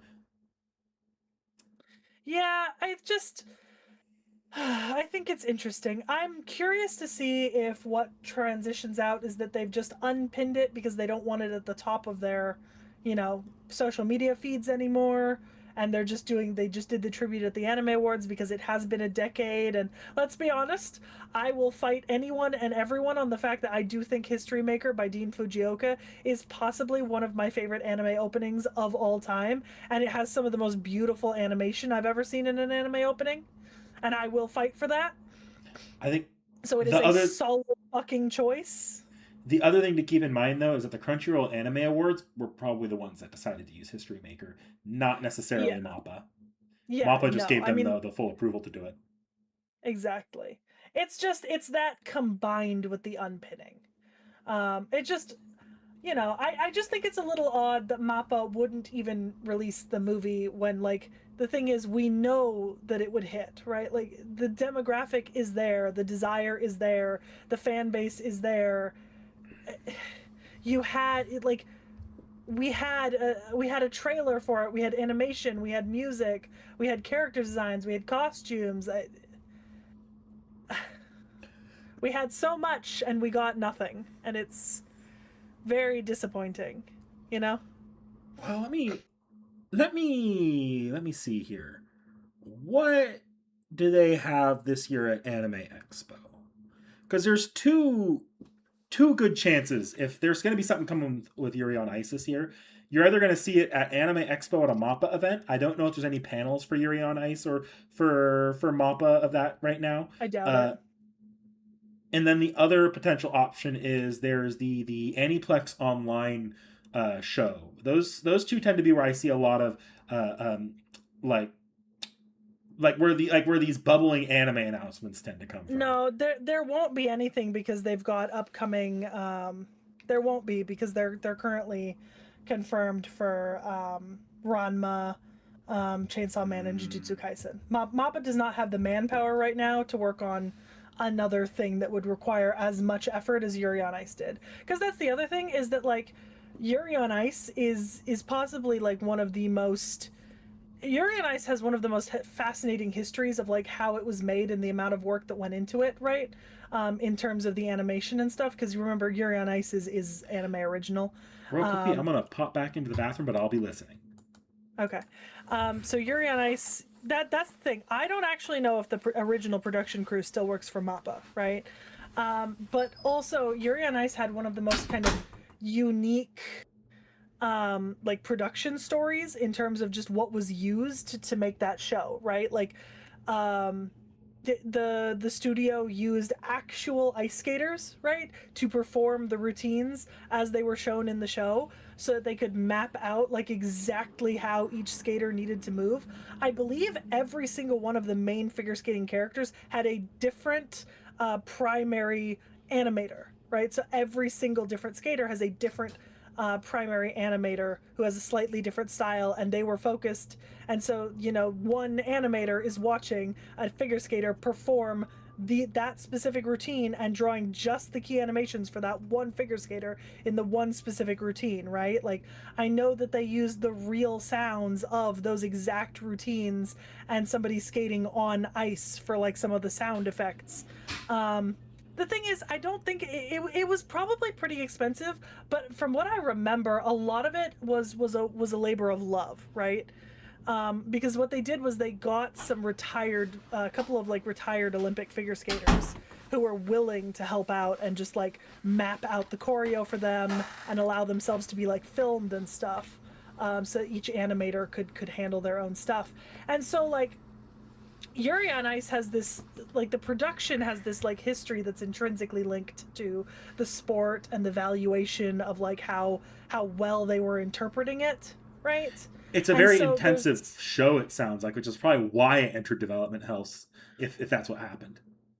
yeah, I don't know. I think I would be ecstatic if they were to announce that they were going to release the movie or maybe like make an OVA or start a second season. But the thing is, first of all, I actually don't think like Yuri on Ice season one ends satisfyingly. It doesn't leave off on a cliffhanger. It's not there for you to go, oh, what's next? It's a whole and complete story told in 12 episodes, right? It never needed a sequel. The movie is actually talking about an entirely separate character than the main two characters of Yuri on Ice. It's talking about Yuri Plisetsky, kind of like the third main character, but you know, not Yuri and Victor. But a lot of people were really excited for it because Yuri Plisetsky is a very different character than Yuri and Victor. Um, so it's like it's like I don't need a season two. I wish we would have just gotten the movie, you know. And I'd be ecstatic at this point if they'd announced the movie. But I think with their current plate of like Ranma One Half, Chainsaw Man, Jujutsu Kaisen, Oblivion Battery, their like second season of Hell's Paradise, they just have like a lineup of like really popular big budget like series right now, They don't and really they're need to not gonna turn have. around and franchise Yuri on Ice. No, they don't have time. I don't know if the original production crew that worked on Yuri on Ice is still working at Mappa. I have not looked into that because that's just not something that I necessarily cared to check. And it's entirely possible that those people in the production team moved on. You know, like they could have moved to a different studio entirely. And I wouldn't be necessarily that surprised. Um, so yeah,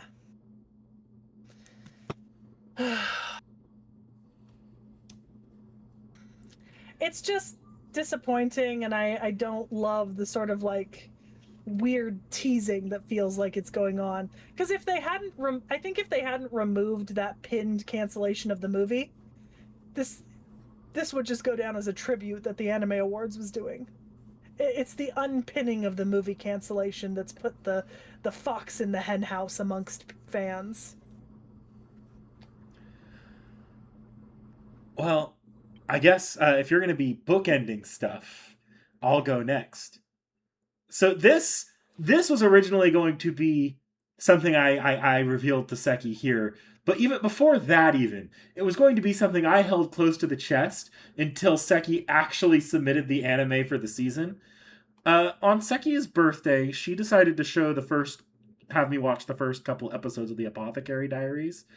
Um, and what I didn't tell her until like a week and a half later was that I continued the show. And within a couple days, I finished season 2. And within the week and a half, I finished the light novels. Seki, you have wrecked the fuck out of my sleep schedule. I want you to know. Okay. Okay. First of all, I do not take 100% credit for this. I only take 50% credit for this because Winter was the one who wanted to watch Apothecary Diaries again. Um, so first, you put half of that blame on Winter right now. I was just capitulating because I like Apothecary Diaries, and it's a nice show. To even rewatching it doesn't get terrible. It's still fantastic. You, you don't understand the levels of fucked up I am right now. I became I didn't just like it. I became fucking obsessed. I need you to know this is now in like my top 3 favorite anime franchises right now. That is what happened here. I have not been this obsessed with a novel or anime series Since since Descendants of a Bookworm. no, even Bookworm. I didn't finish Bookworm. Oh, Since Fate. Fate was the last time I got this far into a series and like that deep into a rabbit hole. Even you're Vorn welcome. Vorn introducing me to Toaru and like the certain magical index and railgun. I didn't catch up on the light novels of that. I only finished the anime. This is a separate level of that. And I'm suffering now, I need you to know, because I joined at the best and worst times to join. The best time because there's a season 3 on the horizon, a Yep. movie on the horizon, and a live Yep. action adaptation on the horizon. There's Yep. going to be plenty of content on the Uh huh. horizon. But you know But what? you It's have to the wait for worst all that. time. A, because I have to wait for all that, and B, even my ass being like, yeah, I can read the light novels. I like the light novels. They've because of those productions, they have slowed down on the web novel and thus the light novel. I've read the web novel chapters that have come out after the light novel as well, by the way, and Also, I'm those are also slowed down I'm to hell and back because of how many other productions there are. well, also I'm pretty sure that there was you missed a brief hiatus in the light novels when the author was charged with tax evasion, Okay, I'm a Fate fan that likes the like a photable year adaptations. back. I can't. I think Tax evasion is just a little thing we do around here sometimes. I think it was Apothecary Diaries because I remember people being like, "Oh my god, the Apothecary Diaries author is being like charged in criminal court," and then people were posting, "Thank God it's not CP. It's just tax evasion, people." Um, yeah. Yeah, Frost is right. Like people were actually like making celebratory memes just being like, "At least it's not CP. Woo, tax evasion." Dakota Doyle asking me who Oh, my was favorite it? character was. Maybe it was the manga artist Yeah. Oh, it might have. Let me because check. the author is a novel author. Yeah. So I see the question there from Dakota Doyle, my favorite character. The Um, illustrator of the manga. Yeah. yeah. So if you want to know my favorite character, and this is a pretty damn wild one to be a favorite character, it's Lacan, the the the Oh, the that's the a the the the freak yeah. strategist. I love that entire dysfunctional is all hell family. Yeah. Like of the anime, like it's I don't want to, like, I'm not going to turn around here and start dropping spoilers for the anime and the late light novel, because one of my favorite other characters is also from that family, but is not in the anime yet. Um, but I actually really like Lacan. See, I am a simple person of simple tastes, and I think my favorite character is Lady Gyokyo. Lady Gyokyo is She's really good. such a shit stirrer. Like she is giggling in the corner maniacally at every single thing that happens. Lady Gyokyo is us watching her favorite soap opera when she watches our main characters interact. Like that's why I love her so much. She is us. Like we are in her position and she is loving every second of it.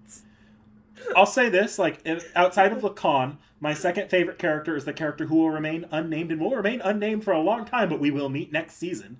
Yeah. Um, and then third is Mao Mao, because I actually really like just she's Mao hilarious. Mao is delightful, isn't she? Like there's something about her. You'd think that like it would start getting on your nerves after a while, but it never does. It's always funny. My god. The funniest thing is that like I love Apothecary Diaries and so does Winter, right? Like Winter adores it too, and I'm so glad that you like it, right? And because Winter likes Apothecary Diaries, but I've been trying to show Winter a lot of different anime, I actually took the opportunity of showing her Apothecary Diaries and her liking it to show her two other series, Sayun Koku Monogatari, or the story of Sayun Koku, and Raven of the Inner Palace, which you saw an episode or two of Raven of the Inner Palace when you were over here for my birthday. And she ended up liking both of those shows a lot too. And so my thought for next season was I'm going to try to get those three series to be what I have you guys watch, because I think that would be a fun trio of shows that are all kind of like similar setting but different shows with like different characters. Look, Seki, Um, I'm just gonna say it. If you get Apothecary Diaries in next season, even one season, you have a damn good shot at finally winning the anime of the season next oh season. my god, finally. That's my thought, because I it just it seems like I really love Apothecary Diaries, because I remember I think Apothecary Diaries came out the first season the same season as Frerin, and I don't know if you remember, but I wasn't really able to keep up with Frerin, and I've had my issues with Frerin, but I watched Apothecary Diaries when it came out. And I didn't, and I just kept watching like as it came out, like reading, etc. And so it's just been one of those things in the background that I've been like actively keeping up with, but like, you know, I had to finish Fairy Tale. I had to. Actually, Apothecary Diaries was on the list of things that I was going to bargain with Realm for this season. That didn't end up If we happening because of the huge no, seasonal shift, but yeah, but there's a chance we might have actually gotten a little bit of it this season if we hadn't had that big seasonal shift. That's how much I like it. So I love it. It's so good. I think the animation is fantastic. The music, just all of it. The characters are so interesting. I genuinely don't think that there's a single character in Apothecary Diaries who like genuinely annoys me, like because they're a bad character. You know? I'm trying to think. Is there? I think and I'll say my favorite setting outside of the palace is the red light district. I adore the red light district segments. They're so much fun. And I think it's really interesting that they're so much fun and so good, because I'm going to be honest, the show does actually a really good job of sort of staying true to like the terrifying reality of working in places like that, or like living in the harem of a king, like the restrictions on you, the things you have to like live up to, the requirements, like the dangers of what you're doing and where you're living, and yet somehow it's still all fun and entertaining and like enjoyable to watch. I'll, Not in like, not in like the sort of like, oh my god, I really like watching like people in the red light district die, but like, oh my god, they're doing such a good job of portraying this on screen. They know when to That's be the funny with like Jinshi and Mao Mao getting into antics, and when to, oh, this is very very dark and serious. yeah.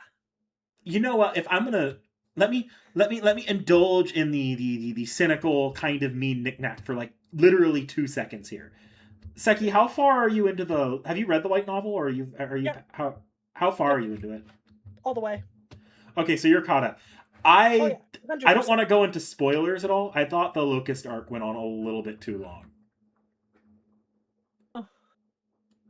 I don't think I minded it, but you know that I have a lot better tolerance for length of arcs in Yeah, book format. So, you know, I don't think it I'm was interested to egregious. see. I don't think it was egregious. I just Yeah, think it was just that little bit like, okay, you could have trimmed this down just a tiny bit to be just right. it makes me wonder if they will for the anime. Yeah, me too. Yeah. But yeah, no, Apothecary Diaries is fantastic. And the thing is, I think I've recommended it to you several times since it came out. Like I've brought it Oh, up almost on a definitely. few different occasions. What's funny And is, despite whatever times you've brought it up, it was not on my radar at all until I went to Japan and made a fool out of myself in front of my brother. Where I was like, oh, because I went to Universal Studios, and Universal Studios had this big Apothecary Diary thing. In fact, you can go online right now and find little character demonstrations where they have like actors acting out scenes of the anime in little prop settings in Universal Studios from last year. But well, I looked at like some of the character artwork, and I'm like, oh look, this it's funny that they're doing this off-brand Demon Slayer thing. And my brother looked at me and was like, "Are you serious, Knick Knack? Are you serious? That's to Apothecary Diaries. What the fuck is wrong with you?" to be fair, to come in a little bit in your defense, Apothecary Diaries came out at the same time as Frerin. And I remember when Frerin came out that you were really, really busy and like you struggled to even keep up with Frerin that season, right? Like I remember that we were able to watch like a few episodes, and then I remember at one point you just didn't have time to watch it for a couple of weeks, and then you had to catch up to some more of it at the end, and you were really focused on Frerin that season and the season after as like the first season of Frerin was coming out. And the irony is those two series is somehow coming out together really divided fans into either being a fan of one or the other, right? Like a lot of people watched Apothecary Diaries and a lot of people watched Frerin, and there wasn't a whole lot of like a huge amount of like crossover in the fandoms between the two because of the way that they were coming out. But like I was surprised that it was like so far under your radar, given that I know that Apothecary Diaries was nominated in multiple categories against Frerin, right? In the Anime Awards that year, right? You got Like it was nominated multiple times. I don't remember if it won, but in anything, but I know it was. okay, but actually, I think if I remember that first Farron season, I didn't actually finish Farron. You know what anime knocked Farron out for me, and like what I kept up with but didn't keep up with Farron? Yeah. Dawn to Dawn was also coming out around that time. It was a very strong year for anime. So yes, Apothecary Diaries Yeah. was nominated for multiple things. So was Farron. So was Dawn to Dawn. So was I think one other Yeah. anime that year. It was a competitive Yeah. year anime like award season. And then it was by the time this most recent season was nominated for multiple awards for last year, I'd already been back from Japan. That series was now finally on my Yeah. radar by then. Yeah, because I remember it blowing up really big, because I was watching it at the time and I was like, oh my god, it's so nice that it's getting so much love, and I distinctly remember that because really close to when it came out, I think a season or two later, Raven of the Inner Palace came out. And Raven of the Inner Palace is so very similar but different in key ways. And I also really enjoyed Raven of the Inner Palace, but I do prefer Apothecary Diaries between the two. Um, I'm also going to so say yeah. right now, I made an excuse a while back that the reason I wasn't keeping up with my Tsukuhime reading as much was because of multiple Fire Emblem streams. No, no. No, Honestly, it was I was up Apothecary late Diaries. reading. That's when I was fucking up my sleep schedule. It was fucking Apothecary Diaries. I'm so proud of myself in Winter for that. I'm so proud. I'm here's the thing. I'm not even in a gloating way. I'm just really glad that you enjoyed it because it has become rarer and rarer over the course of the last 6 years for you and I to genuinely share the same amount of investment and love into a series that we watch. Like, I could probably put on one hand with spare fingers the amount of things that we have both loved in the same ways. I don't think Um, we've ever had a crazy crossover like that. Like, I can think back to the since no, the channel started, since before the channel. That's half of why the yeah, channel started is because our tastes were so different, and there was no way either of us yeah. were getting to watch through an entire anime that the other recommended without us sitting there with a gun pointed at each other's head. Yeah, I mean, like, if I maybe think about it, I think that, like, since the start of the channel, right? I'd say probably, I think UBW, once we got to it, right? I was incredibly invested in that, and so were you, and I was really enjoying watching it. Um, when we were watching Ascendance of a Bookworm together, right? Like, as like a thing that we did, like when we were hanging out. Um, Maybe those first couple volumes of Frerin, but it's vanishingly rare for that to happen to something holy, right? Sometimes it's just one part of something, or, like, in the case of Fate, like just UBW, right? Or just that first part of Frerin or Ascendance of a Bookworm when we were watching things together. But it genuinely, it's nice to just have something that we both know that we love like this, and that we kind of almost independently basically decided that on, because you didn't communicate to me at all that you were consuming Apothecary Diaries No, after my birthday. the original plan, and I realized I could not hold it this long, was to wait until you submitted it next season and we did our little, hey, what do we, you watched a couple episodes of the Apothecary Diaries, are you excited to watch it? And I would have been like, no, I found it really boring. And just let you sit on that for like a month until we came back and I told you that it was actually But one of you my couldn't favorite do series it. of all time at this point.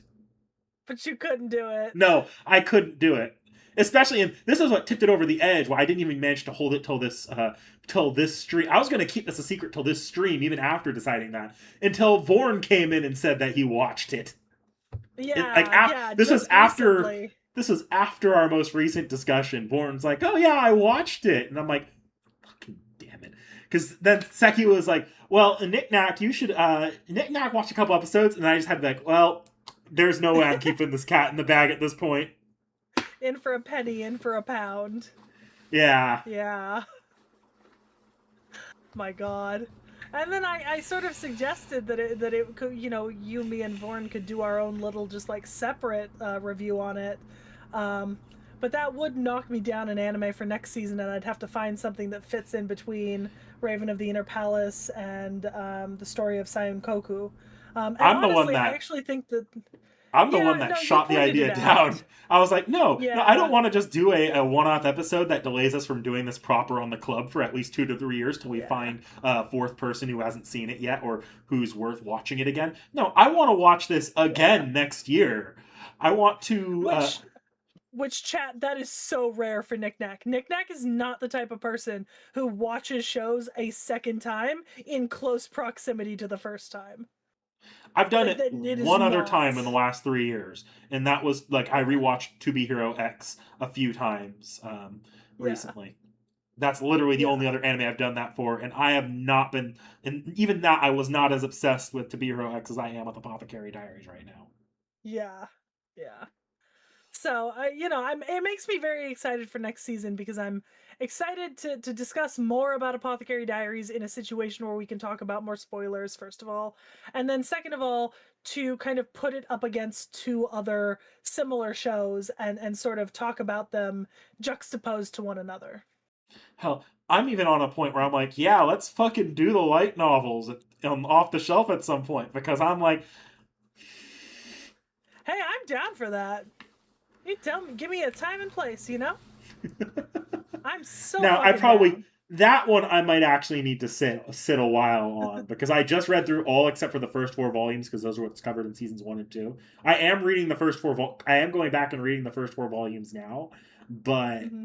I probably do want to sit on that before I commit to a reread because I've already spent a few too many late nights reading Apothecary Diaries. I probably should get back to Tsukuhime. I probably should recover my sleep schedule in time for me to need to be up early in the morning consistently. Yeah, yeah. But Oh man, I guess it's up to me to seg us out of Apothecary yeah, Diaries into our final little non-game related topic before we go hard into games, because we've sort of saved all of our gaming stuff for the end of this stream. So, my and this is probably my smallest thing to mention is just we discussed it like to some like small extent on earlier streams, but yeah, the proposed Amazon Stargate show with the original showrunners that was meant to sort of be like a spiritual sequel, but also a new intro, has been rejected by Amazon.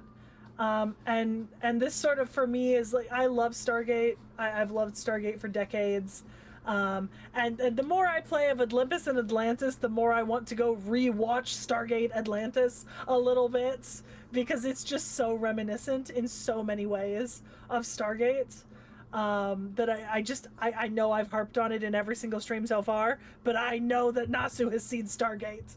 That mushroom has watched Stargate. I know it in my soul.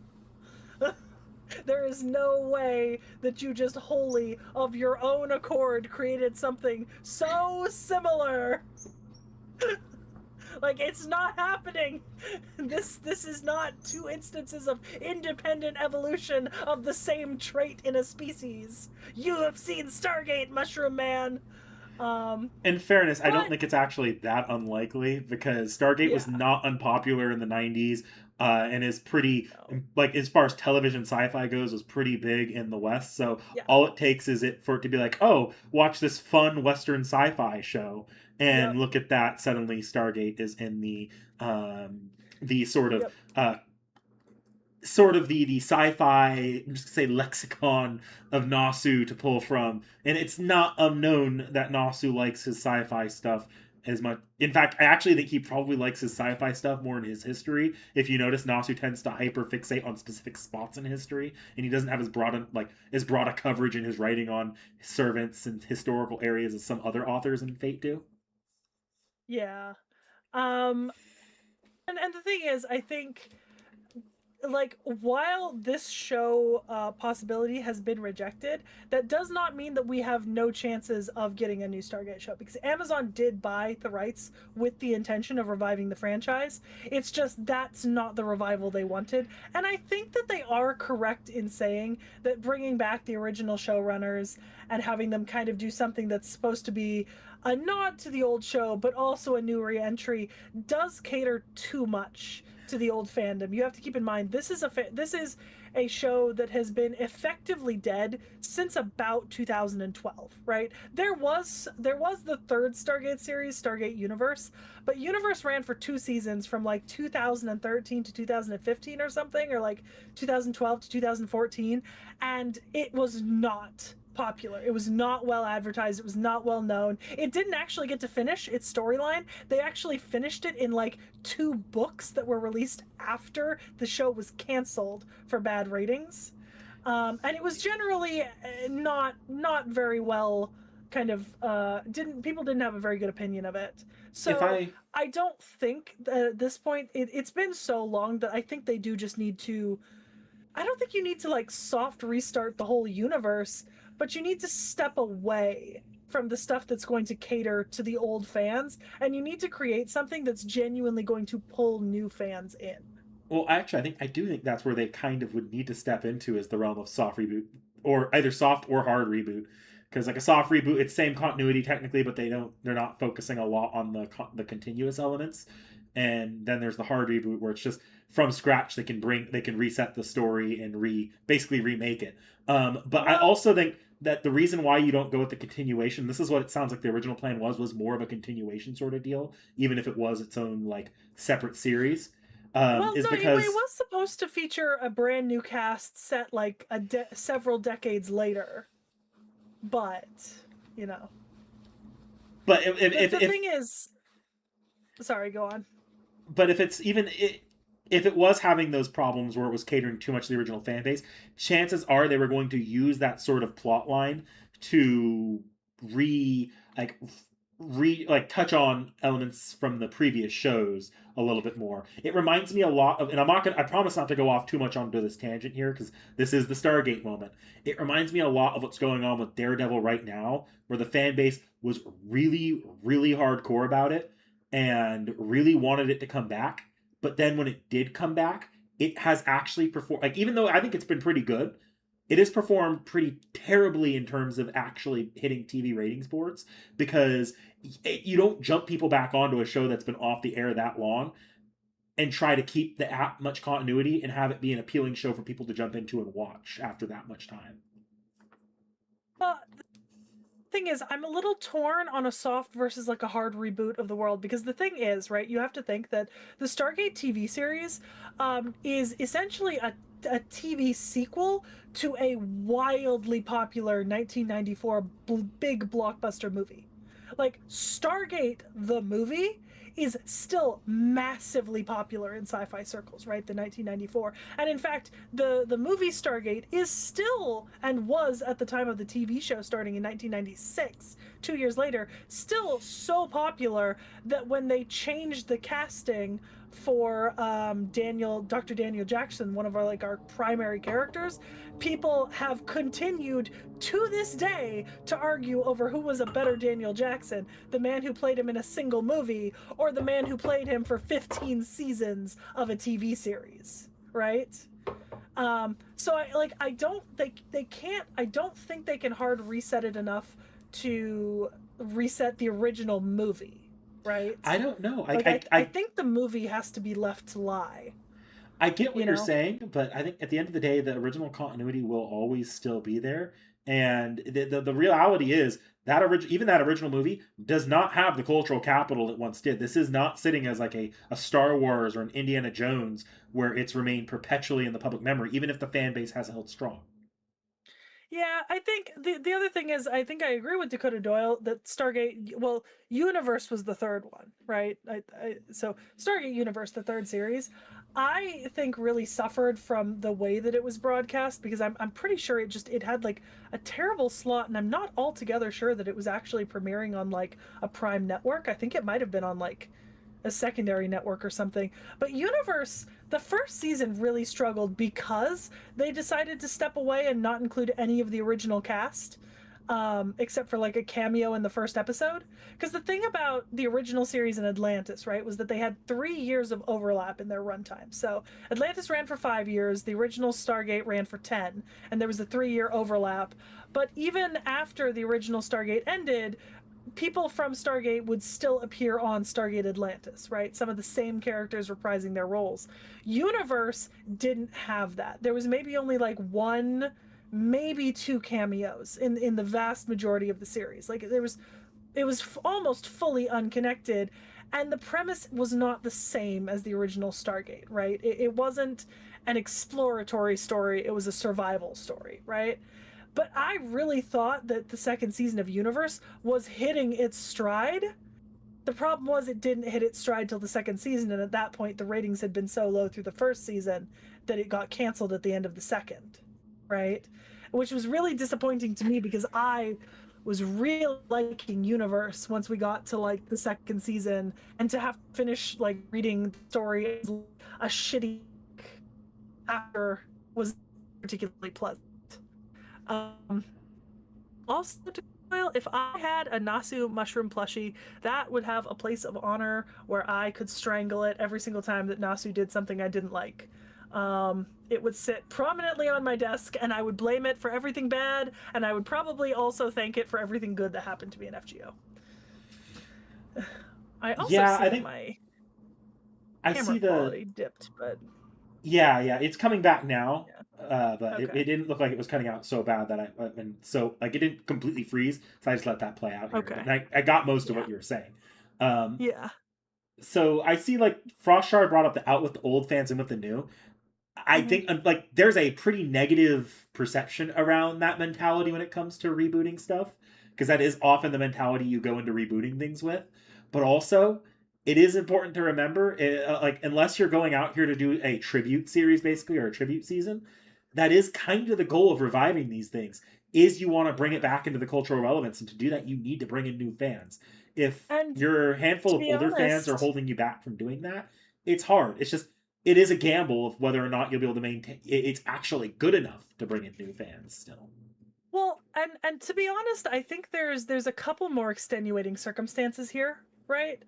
Surrounding this is because so Stargate had a pretty unique cultural like flourishment in the fact that the original Stargate was primarily the kind of show that really glazed the US military, right? And that was intentional, right? The producer of the Stargate series actually worked with the US military in a lot of ways to kind of like have this very positive take on the military. And you have to think it's coming out between 1996 and 2006, right? Like Well, that was a it's no very pro military time in the American cultural mind. it's no secret that in television Um, and in film, it's very, very common to do pro military stuff, because if you do pro military stuff, you get military assets, which is a very, very big alleviation on the budget. That's why you have so many procedurals that are like, oh, this is in a military JAG, NCIS, base. both JAG and NCIS made heavy use of military assets and funding in their production. So yeah, no. So I think, and the difference there was that so Stargate Atlantis was not as militarily focused, at least not as American militarily focused. Stargate Atlantis was much more of like an international, like cooperative venture by like the European Union and the League of Nations and all that kind of stuff. So it had a very different sort of feel to it when it came to like the characters and the procedures of it. So I don't think that you'd be able to like you'd really need to figure out how you were going to do that, you know? Mm-hmm. Cuz we're not currently in a particularly good time for you to be for any brand to be putting out a show that's glazing the US military in the extreme. It's not a particularly great time for that at the moment, you know? Not to say that I have anything against the US military. It's just, you know, optics. You know what I mean? It's just Um, what's going to actually be particularly popular in this yeah. moment, and like where the cultural like feeling the like being cultural, not culturally tone deaf right now. Yeah. Yeah. So I'm kind of curious about that. I'm really looking forward to the idea that hopefully there will be an accepted plot and series made. Um, because Well, the Stargate still has a lot of fans. It was long running. It was really popular. It was quite good in my opinion. It has issues, don't get me wrong, but it's good. based on what it sounds like, Amazon's not giving up on the IP. They're No, just they going just back and want reworkshopping it, which that's that's actually something yeah. that's. And I don't want to cover this too much because I'm not actually this invested in the topic, but Hmm. it is very relevant because this just came out today. Doctor Hmm. Who got canceled today. Oh, is that That the what, the 15th Doctor, the 16th Doctor? somewhere in that ballpark. But this Yeah, has been on the air since like this version has been on the air since 2005.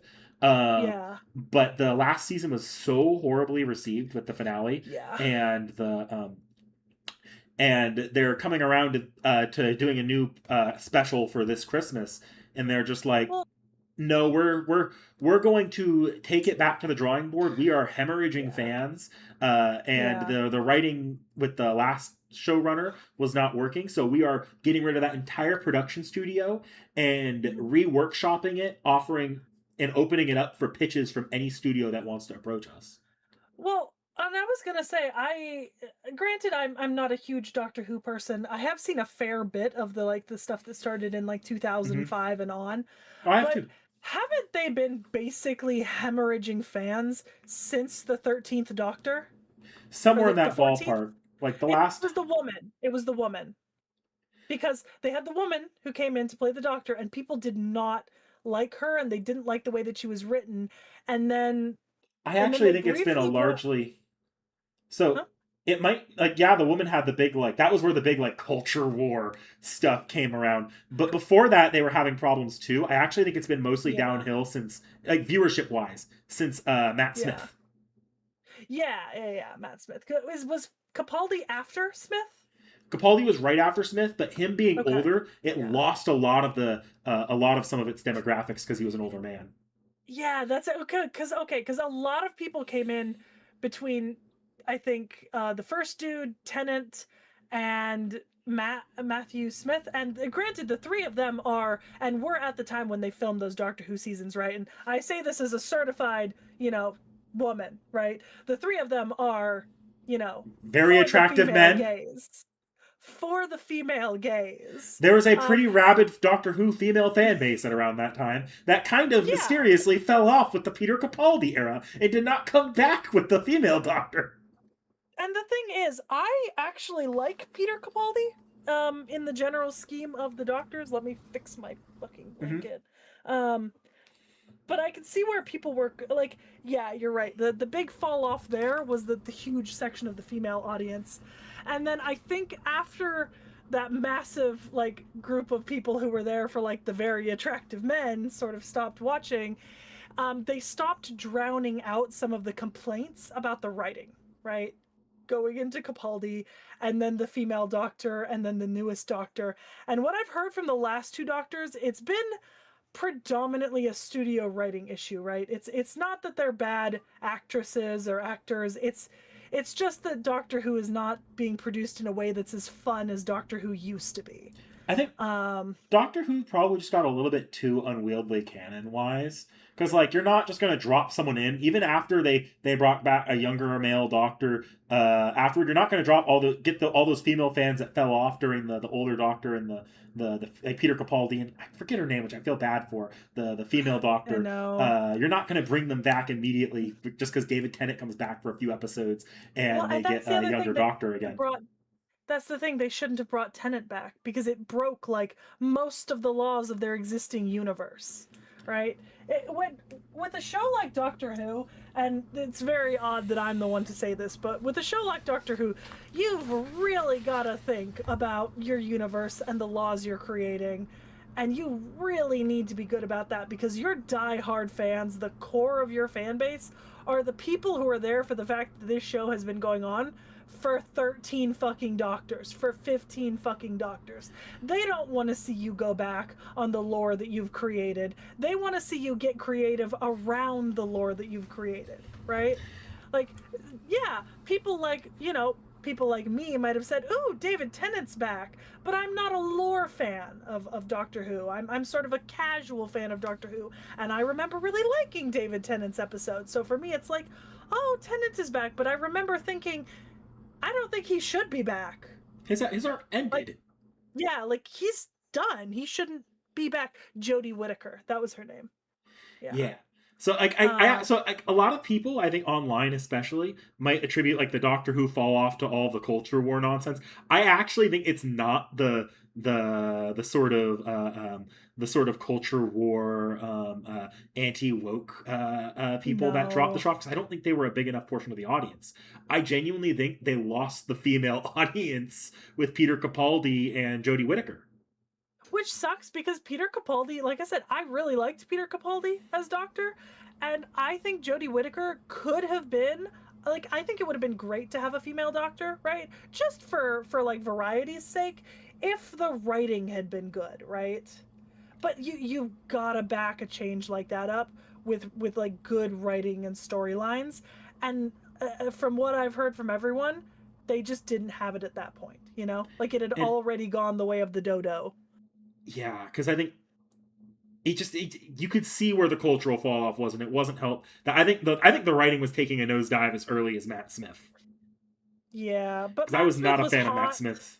so I like it his it acting. saved it. I liked his theme song. The actual storylines around him, though, But knickknack, he's Matt Smith. yeah, yeah. You know what the funniest thing is too? Matt Smith, the Doctor is not the piece of media that I associate him the most with. Unfortunately, right now I associate him the most with Morbius, but that's its own issue. Yeah, it's not that either for me. And before anyone says it in chat, it's also not House of the Dragon.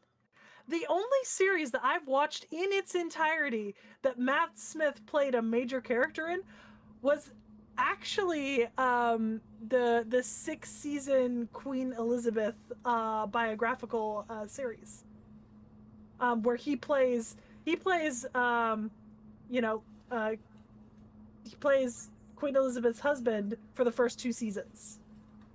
That's actually what I know him the most from, which is so funny because I know he's the Doctor, but I know him more from this like Queen Elizabeth, series. Yeah. So Doctor Who's in a fun spot. I didn't want to spend too long on this Yeah. though because this is Yeah. a very last minute slide in because this happened today and it happened to like this talk of like Yeah. nostalgic fan bases maybe not being enough to fuel modern television and them needing to go back and reshop out a fresh pitch. I would not mind if I would not actually hate it too much if you sort of soft rebooted Stargate and hear me out here, because this is the way I would like to see a soft reboot, right? And this is me talking like, like fantasy football lineup sort of talking. You know what I mean? Where you're kind of like listing off your dream scenario. I think a really good way to soft boot the franchise would be to sort of put aside the 3 TV series: Stargate, Atlantis, and Universe. Keep the movie though. Keep the movie for now, but make the premise not that the US has found this like secret thing that nobody else in the world finds out about until season like 6 or something, when the Russians find their own Stargate and then it goes global, but make it more of like an international cooperative effort to begin with, right? So instead of being like an American military base in the US, like trying to find American military tech, take it almost like in a more Star Trek I was gonna say you're approach. sounding a lot like Star Trek right now. Yeah, closer to the way Atlantis was, right? Make it an international cooperative, make it more explorative, and less sort of we're going to these different planets to try to find tech, and we're gonna liberate any humans we find along the way. Make it a little less that, because most of the sort of like stuff that wouldn't go over well with modern audiences in a Stargate series is that sort of like heavily military based, we're gonna liberate them, from the American military going, we're gonna liberate them every time you come across something. And granted, Stargate really did rely heavily on, oh, this species of like alien worms has been enslaving humans that they stole from Earth for the last 7,000 years for like a whole 7 seasons. But, you know, we can think up a different plot. That doesn't have to be 7 seasons of a TV series, you know?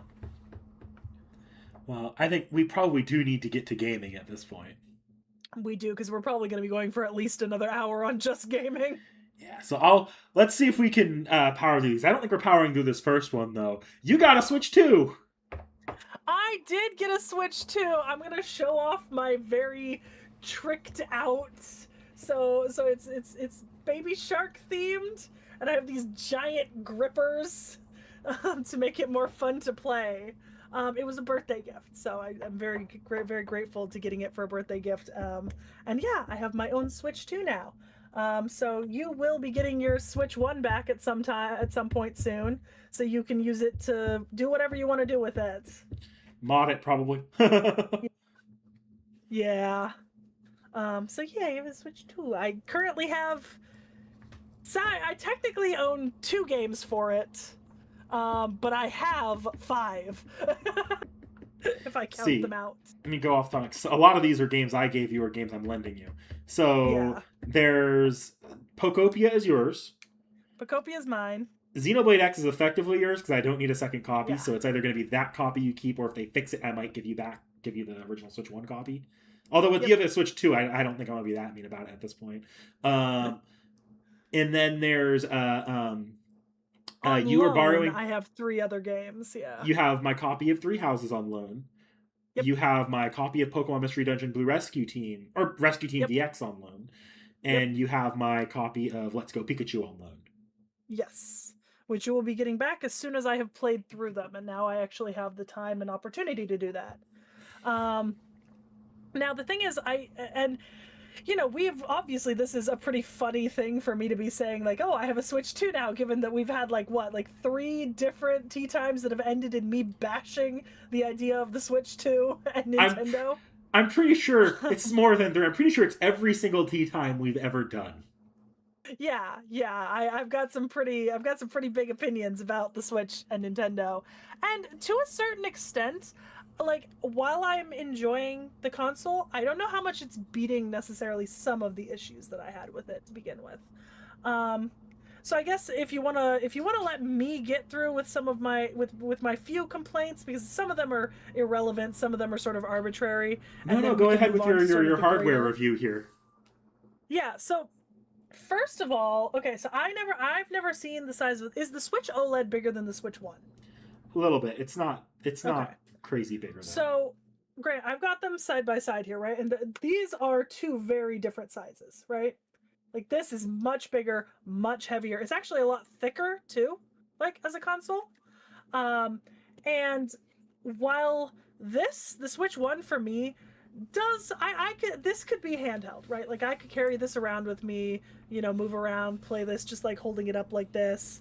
I actually don't feel that the Switch 2 is handheld sized, personally, right?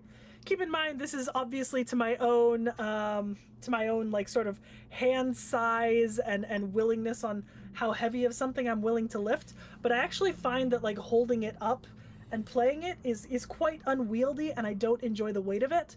So the vast majority of my playing on this is done with these kicked off using the kickstand. And hopefully at some point I'll plug in an HDMI to my PC screen so I can PC it. But for now I kickstand the screen because it's just a little too heavy to be comfortable long term for me, I think. Because the thing is, I don't like keeping it far enough away from my face to rest on my lap because my vision is really bad. So I do like to have it a little bit closer, but holding it up for long periods of time, it is quite heavy and unwieldy. So size wise, I don't think it's ideal. It's definitely not my ideal. Um, Price wise, I mean, it cost more than my PlayStation did when I bought my PlayStation, but it now costs less than every other console on the market.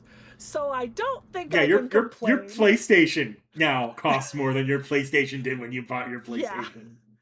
Yeah, for the first time It's ever, we have a generation of consoles that are getting more expensive the older they get, and unfortunately and that's not not less expensive. that's not untrue for Nintendo. They're getting a $50 price bump here Yeah, soon too. yeah. So price wise, I don't know how much I can say about it. Now, I think the big thing obviously is the games for me, right? Because I am not a sort of heritage Switch player, right? Like I had a Nintendo DS. That was the first Nintendo console I ever had. And I never got a Wii, and I didn't buy myself the original Switch One. I only used yours for a few games that we were streaming together. Um, and so, and I still maintain that I do not appreciate the prices on Nintendo games. I do not like that Nintendo is moving towards a $79.99 base game price, because I don't want that to reflect across the industry. And I know that Nintendo is able to do that because they're very protective of their catalog. And I both admire them for that and hate them for it, because if $80 base games become standard across the industry, I will be very upset. But at the same time, I do think it's quite impressive that they have managed to maintain such an exclusive catalog. And I think, having looked into games that are further along the line of games that I used to play on DS, and I would maybe want to try to get a game for Switch 2 now, I do think that they've done the best of all of the consoles in keeping their franchises relevant, and updating and upgrading games. Right, like trying to release games on every console generation. Right, like we got like Kirby's a good example. I was discussing this in chat with a bunch of you guys, but I really like Kirby Superstar Ultra. It was the first Kirby game I ever played, and I have not gotten a chance to play a Kirby game since I played that. Right, but looking at Kirby games for Switch, I'm actually quite excited to play Kirby Forgotten Land. I haven't bought it yet because I am looking for a sale on it because it's an older game. I don't think I should have to pay full price for a game that wasn't made for Switch 2 and just got a digital upgrade. Personally. Seki's gonna really Um, like Black Fridays for the Switch too. yeah, yeah. So, I think Nintendo's done a really great job in sort of keeping up with actually maintaining their franchises that they know are good and are popular. Like they've released Pokemon games for every generation, et cetera, et cetera. Um, Now, where that comes down to for me is that, like, obviously I have Pocopia because I really wanted to play that, and I'm enjoying Pocopia so far. And I do want to get a Kirby game, and I want to get Mario Kart World because I do think Mario Kart's a fun game. I just didn't really have an impetus to get my own copy of it at any point until now. But Mario Kart World looks really fun, being like the new open world sort of system. So, and for things like that, I'm like, it's a Nintendo title. I get it. I'm probably not gonna find a particularly good sale. Now, where I do think that this console is gonna shine for me in terms of games, is stuff like the Atelier games. Because I had the thought like late last week. I was like, wait, aren't the Atelier games available on Switch? And I've had some trouble with them on PC. The controls don't translate very well, and it's just been a bit clunky for me to play them. But I really love those games, and I actually do think that those games suit a handheld console very well. I mean, I'm sure from what you've seen of them, Nick Nack, I think you agree with me. If I'm not wrong, Atelier is like the blend of JRPG and kind of a farming game, both of which Yeah. are genres that excel on handheld. Because JRPG being having such long play sessions, you want to lounge more when you're playing that, and being able to Yep. move it away from the TV and moving away from having to be in one spot is nice, and the ability to turn it off at any point is nice. And then like farming games, the ability to just kind of check in once in a while is nice. Yeah, and I think the appeal of Atelier games on Switch is that Atelier is produced by Koei Tecmo, and Koei Tecmo just doesn't put Atelier games on sale that often. Even when they do on PC, it's rarely more than 20 to 30%, which is the same sale that I'd be finding on Nintendo. And so there's less of a mental hurdle towards this game feels unreasonably priced, right? Because the Atelier games are priced the same way on Switch as they are on Steam. The sales are the same. They're the same as they're priced on PlayStation. I'm not getting a worse deal, and I'm getting, I think, a better way to play them, in my opinion. So I think where this is going to shine for me is maybe finding things like that. Um, that not necessarily Nintendo titles, but things that are released for Switch that are probably like just a better experience to play on Switch than having to like boot up my PlayStation or get some sort of controller hooked up to my PC. I am excited for some. There's some games I know are supposed to be coming out sometime soon that I hope will come to Switch. I hope Spyro will get a Switch release because It I is. do think that. Okay, then yeah, because it's like a Spyro game. I think will excel on Switch for me. Let me rattle I off think. some because like Indie is got a Switch. It's getting a Switch release. Mm-hmm, James Bond got a Switch release. Like those mm-hmm, two off the top of my head are big games that you yeah, either were interested in or got but didn't get the chance to play a lot. yeah. So I think that's where the Switch 2 is going to find its niche for me is not the Nintendo games, but the other games that can be played on Switch that are probably better to play on a console like that than for me to try to struggle through on my PC. Especially if they give me a reason to stop sitting in my office chair, because honestly, this office chair is getting more uncomfortable by the day, given the amount of time I spend in it Do every you see single why I don't day. game on PC very often? I sit in this chair all day and I'm like, I want to be Yeah, anywhere but this chair. yeah. Yeah. So I think altogether, while I would not have bought the Switch on my own, right? So I'm very grateful I got it as a birthday gift. I think it will have a place for me. Um, Given probably I'll probably need like 6 to 8 months of investment into like looking for games, right? Because I'm just not going to be able to buy games at the same rate that I was able to on PlayStation and PC. But I think watching for sales, checking Black Friday, checking my local stores that have sales sometimes in person, and that sort of thing, I think I'll probably be able to get myself a decent library full of games that I'm quite excited to be able to play, You and should that's where it's going to niche for me. because you're on my online account, you should be able to download the GameCube emulator as well, which will have some pretty Mhm. beefy games on there. Like there's a Zelda on there. There's a Mario on there. I think a Mario Kart is on there at this point. I could be Mhm. wrong about that one. So, and then there's a Fire Okay. Emblem on there. So there's a lot of good games on the emulators that you have access to already too. So Yeah, yeah, I think the emulators is going to be another big thing. I need to actively try and use them and sort of, you know, get into that a little bit. So I think it is going to have a place. It's certainly going to have more of a place for me than the Switch One did. Um, because the Switch One, I think at the point where you gave it to me, and this is of course, literally nothing against you giving me the Switch One, but it was already like so far past its prime, and I already like was not investing, especially because when you gave me your Switch One to use, I was deep into buying things on PC at the time and like playing things on PC, and now I'm sort of like I would rather not sit on my desk chair in front of my PC for 8 hours a whereas day. the Switch 2, you can literally go set that up on the coffee table while you sit with your mom on Yep. the couch.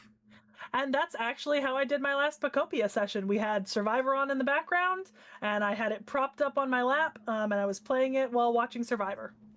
You know my secret And for it getting through was. visual novels real quickly?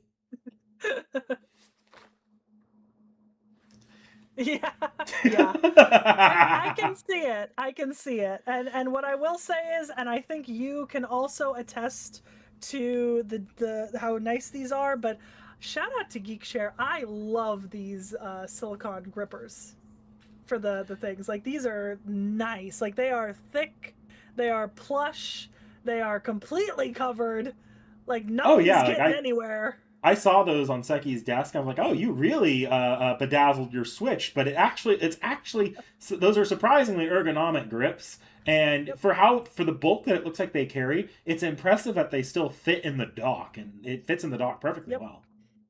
Yep. Fits in the dock perfectly. I've had zero issues. So, shout out to Geekshare. Absolutely fantastic. I've got my entire Switch is kitted out in Baby Shark gear, up to and including my little game case, which is a Baby Shark aquarium that I put games inside of. So, um, you know, So Seki has I not have not. I played haven't much had more of Three time yet Houses. to. Yeah, I just got the Switch like what, like a week and a half, 2 weeks ago, There's almost. Yeah, also a two sort weeks of ago about. I think Seki's also not sure if she like what she her plan is for Three Houses yet because she was Yeah, throwing around maybe doing it on stream once they finish up Baldur's Gate. But then also yeah, Pokemon Let's Go Pikachu is also one of those ones that could be a Baldur's Gate replacement. So it's those are kind of up in yeah, the air right now. yeah. I haven't decided yet. Definitely will be playing them though in the next couple of months. At You gonna some take point. it to But yeah, you gonna take it to Spain with you? I'm considering. I'm not sure because I sort of and maybe this is a me hang up, but I'm just a little bit leery of taking like nice tech with me when traveling. Just No, I get because, that. you drop something or like something gets stolen. Like I don't ever want to suspect anyone of like taking my stuff, but like I'm going to be living in like an in and out student accommodation where there are like probably, upwards of 100 people I don't know coming in and out, you know and I Yeah. don't want to be carrying it like with me to digs and stuff like this. I'm a little No, I'm that a makes sense to little me. on whether I want to take it with me. Also, That's I just don't know how much I'm how much you would given actually use given it, given its lack of yeah. a. It's not great necessarily to play fully portable. You usually need something to prop it up on. And to be honest, given like as social as like digs tend to be, and like I'm generally pretty good at making friends with like people I end up roommates with, and then I'm just not sure I'll have a whole ton of time to just be like playing Switch in my accommodations. I'll probably be like out doing things with people or talking or Let's just say it's a good thing you got into chilling. Pokopia and not Animal Crossing. You can take a break in Pokopia. You can put the game down and come back when you feel like. You put Yeah. down Animal Crossing for 2 months. You're gonna come back and everyone who happens to all your friends will have moved out. Anyone still there is gonna guilt trip you for disappearing for 2 months. You leave an Animal Crossing island and you can never come back. I can't do that. I genuinely cannot do that. I cannot have that stress in my soul. This is why every Animal Crossing playthrough begins with me getting really super hyper invested. I'm playing every day, and then I miss one day. I'm like, oh, I missed 2 days, and I'm like, oh, I missed 3 or 4 days. I'm like, I am never going back there. Yeah. I am a little bit curious. Oh, okay. I have one other complaint, right? And this is actually going to seg into the next section of our gaming chat, right? Is that I was looking at games that I'd like to play because I was thinking, like, what games did I enjoy playing on the Switch? And I remembered the Olympic Games, right? The Mario and Sonic Olympic Games series. And I was like, oh, I wonder, like, how many of those they've made. Like, I'm sure they had to have made one for Switch. Well, they have. They've made one for Switch. It was the Tokyo 2020 Olympics. And it was because after Tokyo, Mario and Sonic at the Olympic Games, like, their contract with the Olympic Games expired. So they're not likely to make any more of those games because I don't think they do particularly well outside of No. Olympic years. And while I do intend to get the Tokyo Olympic Games just to have one of the Mario and Sonic Olympic games for Switch so I can play it, even if it's a Switch One game, I don't care.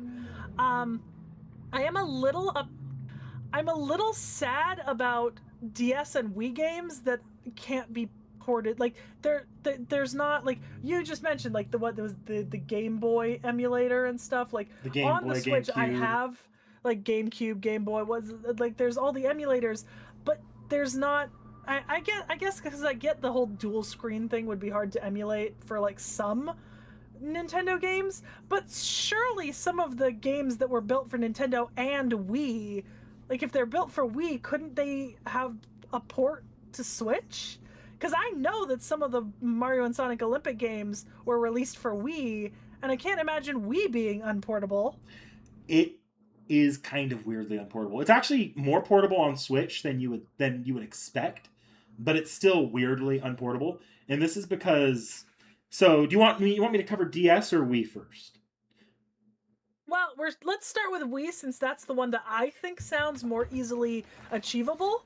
Because at least with DS, I understand the whole split screen thing. Do I want to go get a prop? If it's the Ain Thor, I know what it is already. No, no, I'm not getting the name Thor. Oh, okay. Yeah, I'll go get a prop. I'll be right back. Yeah, it's just chat. It's just that there's like some games that I had on DS, and I really wish I could play them again. And the thing is, I could maybe try to track down like a new copy for DS, but it's hard. Like I no longer have my original copy of Kirby Superstar Ultra, right? I no longer have a working copy of Mario and Sonic at the Olympic Winter Games, the original one. And I really love those games and I would love to be able to play them now, but I'd either have to track down a DS version and those are increasingly rare and expensive. So, here is the original Wiimote. Yes, I remember those. So, you would think I the remember the Wii. square one. You would think the Wii. It's not like the DS. It's a single screen console. It's not like the DS. It's not like the Yeah, Wii U. It's not like the 3DS. Those you can kind of get their dual screen stuff. yeah. But the single console, you would expect that to be easy.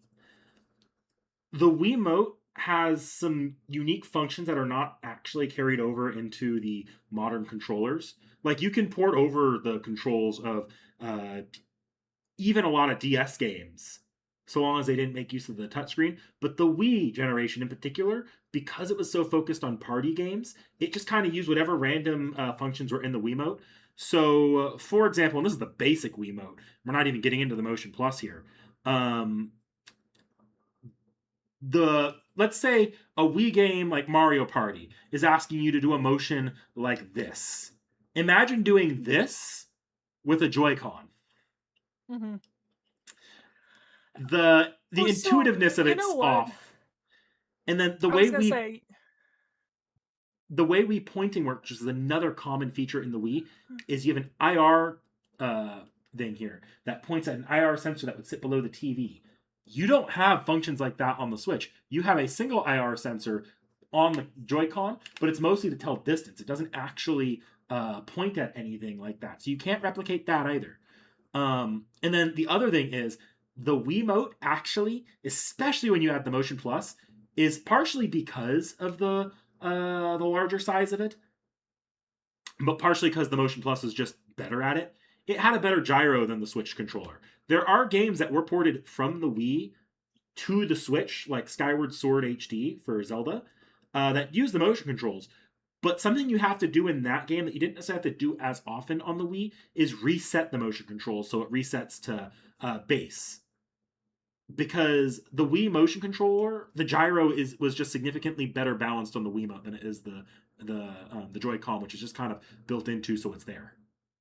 Okay, so in layman's terms that I would understand, basically what you're telling me is the problem is it would be like trying to play Astrobot without the DualSense controller, in which Yes, most of the Astrobot game is built around. Like the yes. actual function, the special functions of the controller. Okay. So this means for I things like DS and Wii, any game that they want to port over, kind of either have to literally sell a Wiimote to you, which is what they do with the mhm, Virtual Boy, by the way. The Virtual Boy is another one of those. How the hell do you port this? They literally sell a Virtual Boy cutout that you drop your Switch into, and mhm. that helps fix some of the problems of the Virtual Boy's functionality. Even though that one should, in theory, be really easy to port, still you would probably see Nintendo sell a USB IR sensor and a Wiimote and nunchuck that you could just buy on their store online, and then you'd be able to play the emulator. That's just not something they Here's the have done yet, but that would cost a lot of yeah. money for the average person. Okay, I was gonna say because like to a certain cost point, I'd actually be willing to do that for Wii portability. I think That it, for the other certain option games. is to just rebuild the game from scratch, which they have done for a couple. They did that with Mario Galaxy. They did that with Zelda Skyward Sword. That takes a lot more Mhm. dev time though than just throwing the emulator on the Switch, which is what they do for like the GameCube games, where they Yes. just have to make sure there's no graphical glitches. Yeah. That brings me back to like the Witcher 1 and how apparently it's currently slow going because they're having to basically recreate the entire fucking game from scratch because CD Projekt didn't keep good records or code from the original Witcher 1 game And then for them to build DS, around. DS gets kind of funky too. Even if you can convert Well, everything to one touchscreen, the Switch is not a mhm, console always played in touchscreen. So any game that mhm. uses touchscreen, you have to find a way to make that work on TV, or you have to say TV just doesn't work at all. Yeah, I was And gonna say because like the vast majority of DS games that I remember playing as a child were heavily dependent on the stylus and stylus mechanics. Like, yeah, you could use the buttons, but the stylus was like the easy, fast way to do everything. so what a lot of Switch games do is they tie it to motion controls, which I just established for the Wii, are not the most accurate on the Switch Clunky. actually. So like Hmm. my one of my favorite games of all time, The World Ends With You, has a Switch port. It is basically just the iPad port. If you try to play it in docked, you are like,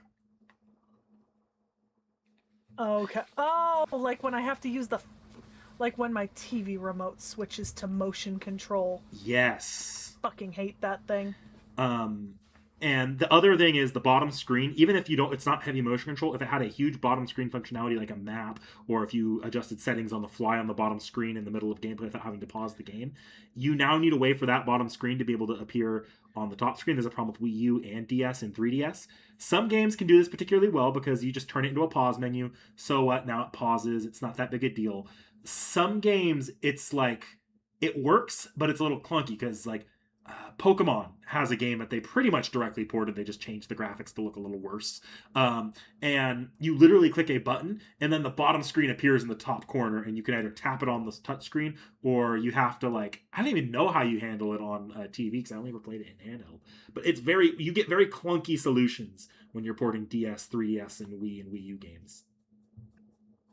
I intellectually, I think I understand more now, but nostalgically, it does make me really sad because that essentially means that for me, if I wanted to like play Kirby Superstar Ultra again or Mario and Sonic at the Olympic Winter Games, my only real option is to try to find a cartridge that works. You know, There are um, two potential solutions for the DS situation, though. Because the DS is yeah. actually probably easier in the Wii, because the Wii you have to sell the peripheral. There is a non peripheral option they could do on the DS, or not a non expensive peripheral. Hmm. Cheap piece of plastic, maybe sell it 20, $30 in retail. This is something people have actually done with modded Switches.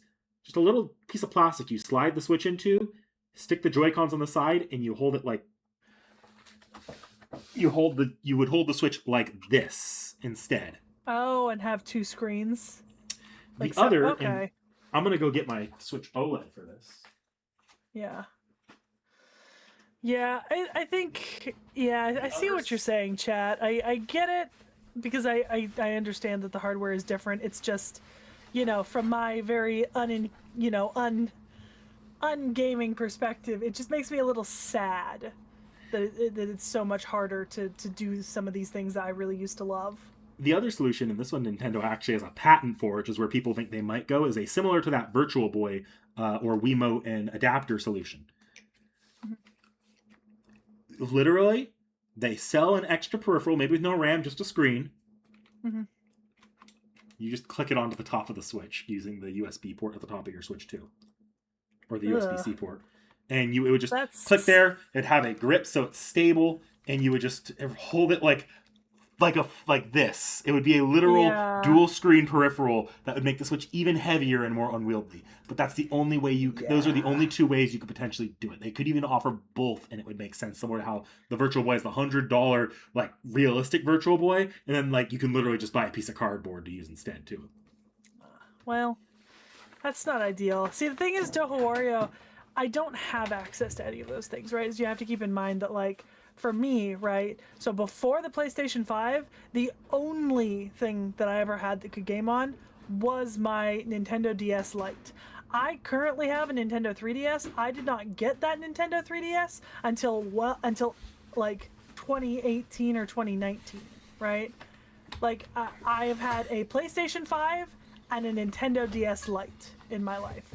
So I don't have any of like the in-betweens or like anything that was before the DS or and I didn't have anything after it until, Nick Nack lent me his old Switch 1. So it's kind of I don't have that middle ground to emulate things through other consoles. Whereas I'm I just have sitting here access with the to a lot of that consoles. kind of stuff. Like I have a Wii Yeah. U, and but that's why stuff like the Ein Thor and those types of like dual screen emulation consoles really took off, because there is a hunger right now for DS emulation and DS nostalgia, just because that's the age range it's currently using, this having the spending power in the market. Exactly.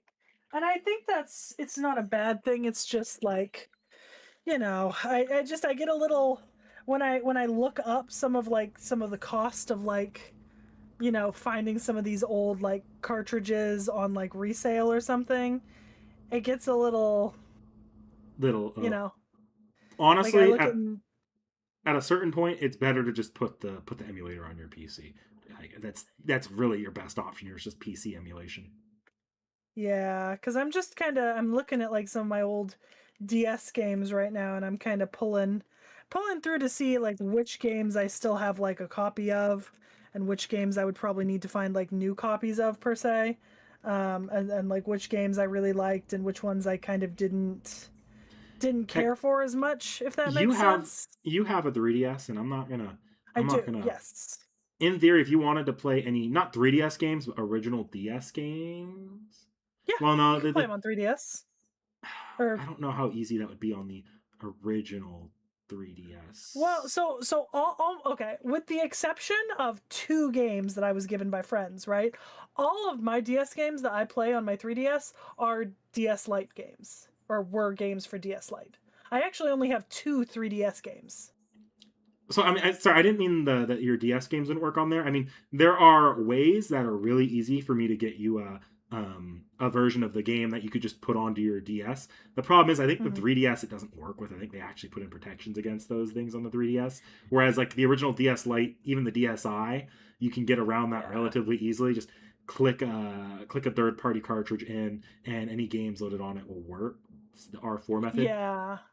And unfortunately, my original DS Lite, while I still have it, it has a charging port issue that I never got fixed. Hmm. And so I don't know the state of that console now. Like it's been a decade, it's been 15 years since the charging port broke.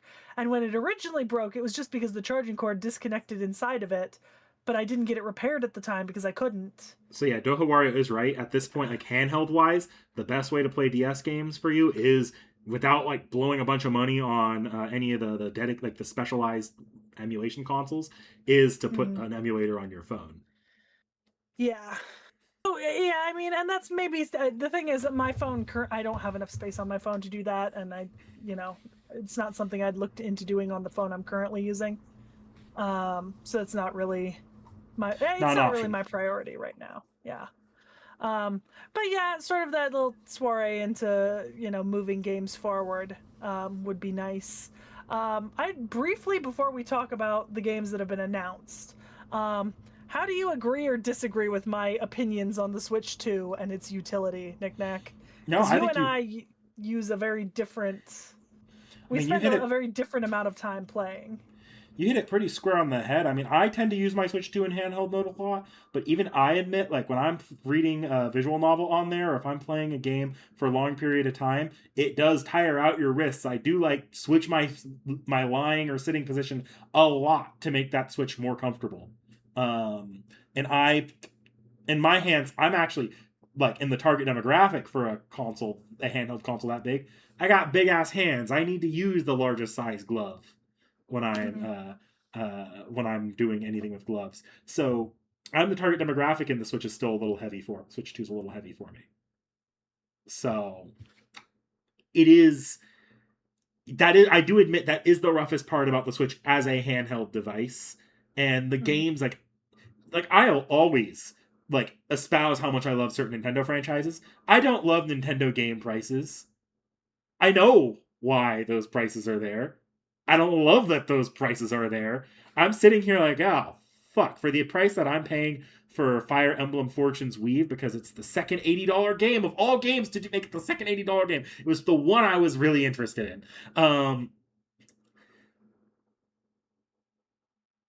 And I was like, yeah, for the price there, I'm just gonna go for the special edition. It's only $40 more. I'm already throwing my arm and leg and fingers into a meat grinder. I may as well just go the special edition if I can get it. So it's like, yeah, I'm not happy with the pricing stuff Nintendo does. But again, I'm sitting here like I can kind of see where like how we get here, unfortunately. Yeah. And yeah, Dahoro, to just to respond to the space thing, the thing about that is that on my phone currently, I am in this horrific balancing act of because of how old my phone is and how much stuff I have on it. Every 2 to 3 weeks, I have to move just enough photos to an external SIM card to still have 1 gigabyte of free space so that my phone doesn't yell at me that I no longer have free space. Y'all don't know how much she's sacrificing by continuing this FGO playthrough. Yeah, like I've had to remove basically every single other game that I ever had on my phone at this point. Like I'm having to actively delete apps just to keep downloading FGO stuff every time there's So an update. I do want to kind of blitz through some of the other little topics before we get to the actual presentations here. Okay. All So right, let me pull up the I'll go ahead and yeah, start the get first one. started. Steam Deck got a pretty damn big price increase, and it does not bode well for the Steam machine. Right now, the Steam I machine is saw probably going to be that. above $1,000. The Steam Deck is hitting, I think, close to $1,000 for the OLED model. It is Which rough, yeah, and which just puts me directly out of any desire to ever have one. what's even crazier is that hardware is old enough that the Switch 2 is now stronger than the Steam Deck in half the price. For the price you're paying for the Steam Deck, you can get a better handheld luxury device. Xbox has that like the Xbox handheld device that is significantly stronger than the Steam Deck. Still runs PC games if you want to, and it is only slightly more expensive. Yeah, like let's put this into perspective here. I just pulled up the Steam Deck. So the Steam Deck OLED at 512 right now is $800 pre-tax. Basically, it's 789, so that's 800 pre-tax. And for the 1 terabyte, it is 949 pre-tax.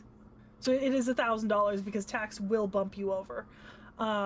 So yeah, that is what it is at, and that is unreasonable. That is more expensive than a PlayStation 5 Like I or I PlayStation know 4. Sorry. like I'm not angry as fuck that Steam is doing this because I know why they're doing this. But it is kind of like, wow, any momentum Steam had of breaking into the console industry or of sort of disrupting it has just been fucking lost with this. Maybe back at the original price that the Steam Deck was available at, but this price is, in my opinion, not acceptable for what is essentially a handheld console. But the Um, reason why they increased so drastically is because Steam didn't take it as seriously as Nintendo yeah. or PlayStation or Xbox took it. They didn't have as much back inventory. Like this price increase was preceded by a constant issue of them being out of stock. Well, and not to toot Nintendo's horn, but my Nintendo, my Switch 2 came with the Switch, the dock, these things, right? And the charging cords and everything. The Steam Deck dock is an additional $80 Yeah. that you have to purchase separately. The only thing is, here's the thing: the Nintendo Switch 2, I technically did not have to purchase anything except for games to make that a fully functional thing that I could connect to my PC, I could use on its own. Like, it is entirely my prerogative that I spent $40 blinging it out like a baby shark controller, and getting a carrying case. But an additional $80 for the docking station, which is not included in the price of the console. Wild. Wild. It's it's rough. I'm like, I don't blame Steam entirely on this, but I do think this is the fault of them for not taking this breaking and disrupting the console industry a little bit more seriously earlier on. If they had, they might not be in the situation where they were pretty much forced to double the price, because they would have had better back inventory. They could have raised it more gradually, and they wouldn't have been constantly out of stock leading up to doing it. That's why Nintendo, Sony, and Microsoft were able to keep ahead better. And I think you're entirely right. This is basically just outright tells us right here and now that the Steam machine is going to be over $1,000. Um because the Steam machine is being advertised as so much more. There's no way it's going to be cheaper. Which makes, in my opinion, the Steam machine not worth it as a console in any stretch of the imagination. The minute it hits four digits, it becomes irrelevant as a console, and that becomes a computer choice that you are making, right? And there's just better Um, computer choices. there are better computer choices in that same price And range. even if you can't get a better Um, computer at that price range now, you can make that computer upgradable. So if it ever does, the yep, prices ever do come back down, you can upgrade your computer. You can't upgrade the Steam machine like that. yeah.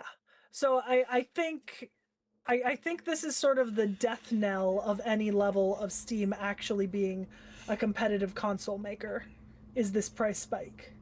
But I also think that it is absolutely ridiculous that we are living in the first generation of consoles that has only gotten more expensive Well, as it that's has going to get aged. into our sort of next topic here that I have. Mm-hmm. So Xbox is on a pretty good run right now as far as publicity and the even their game announcements, which is like normally their weakest spot, are doing really good. But just I think it was today or yesterday, the CEO of Xbox, the new CEO, came out and said, "Yeah, no, we need to rethink our business models right now because if we go into next generation and we have consoles that are consistently approaching or above $1,000, gamers will not show up, and this is Mm-hmm. not going to be sustainable." Um, Yeah.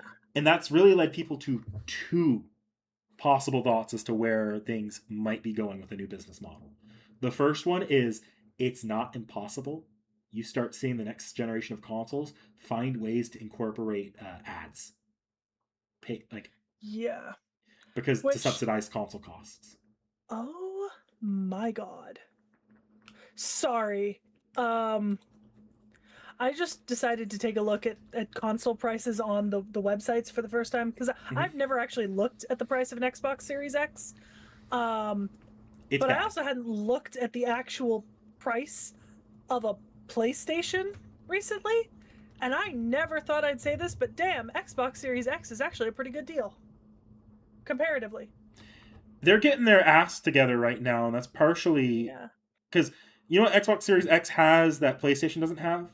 It has What? Game Pass, which for a while they were under fire because they spiked the price. They've lowered the price for the first time ever. A subscription price lowered because they realized they were hemorrhaging users when they needed to be when they need users to be adopting that model for them to make money.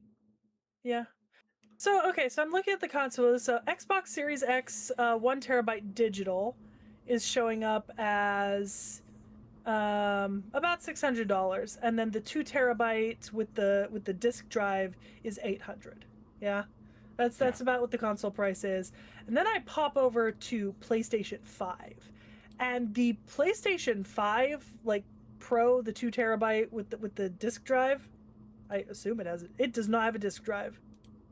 Does the Pro no, you have to not have a buy. disk drive? Not no, you have to buy an attachment. Does it come with the attachment? Nope. Okay, it is $900 without the attachment.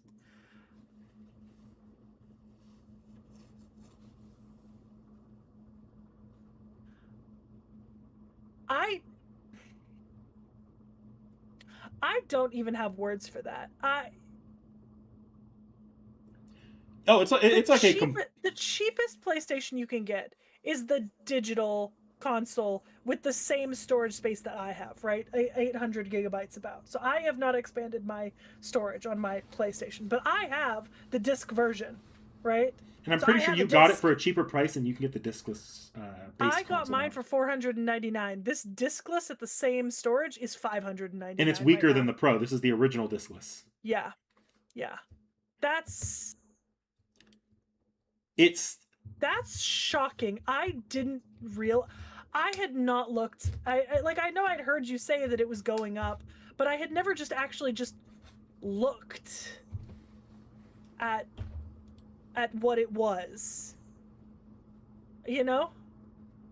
it's been bad on the console front. Xbox is also on that path, but the new CEO Oh seems to my be trying to god. rein things in, make things more It's palatable. $80 to get that fucking disk drive. Yeah. Oh my god. Oh, I think I'm dying a little bit on the inside, Nick Nack.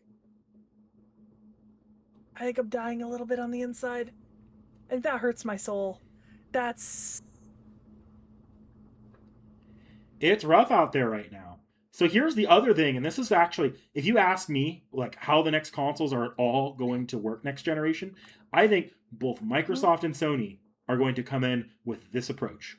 There's going to be two consoles, one each, like two consoles per manufacturer. You have two Xboxes and two PlayStations. One will be entirely hosted. It'll be like your above $1,000 premium console experience where you get what every other console generation had at launch. You're in the base model. You do your computing on the console itself. That's it. And the other model Mhm. is basically no computing. You're tapping into a cloud, and if you have a good internet connection, like Ethernet in, you stream the game to your console instead. Yeah, I And that's going to be significantly cheaper. Probably a lot closer to what people would be expecting to pay for a console prior to all these price hikes. yeah, I'm just shocked. I mean, Yeah. I'm genuinely shocked. It is grim right now as far as tech, like consumer technology, is going. Yeah, on that note, everyone should get a Switch too. It's great. Get it 10 now out of before it 10. raises its Highly price. recommend. It still hasn't, the price implementation hasn't happened yet. In fact, they just dropped a great bundle where you get to pick between one of three games compared to the original. You just got Mario Kart. Now you can pick either Pocopia, Mario Kart, or Donkey Kong. If you're at all Yeah, interested in the do Switch that. 2, get it now before it raises again, because it is inevitably going to have to raise again before it gets better. Um, Yeah. but they have given warning. That they have given warning before this first raise will get implemented. So it's rough consumer wise, but right now Switch is solidly the affordable console, which is Look, I insanity if you remember the conversations we were yeah. having when the Switch 2 came out. Yeah. I yeah, that's just shocking, I think. And I'm going to be honest, my PlayStation is the Pro really that much better? I don't know. My PlayStation is a glorified smart TV most days. Uh, I've yeah. I was like, no, the Pro is not $400 better in play quality. No. Okay. Oh, Jesus.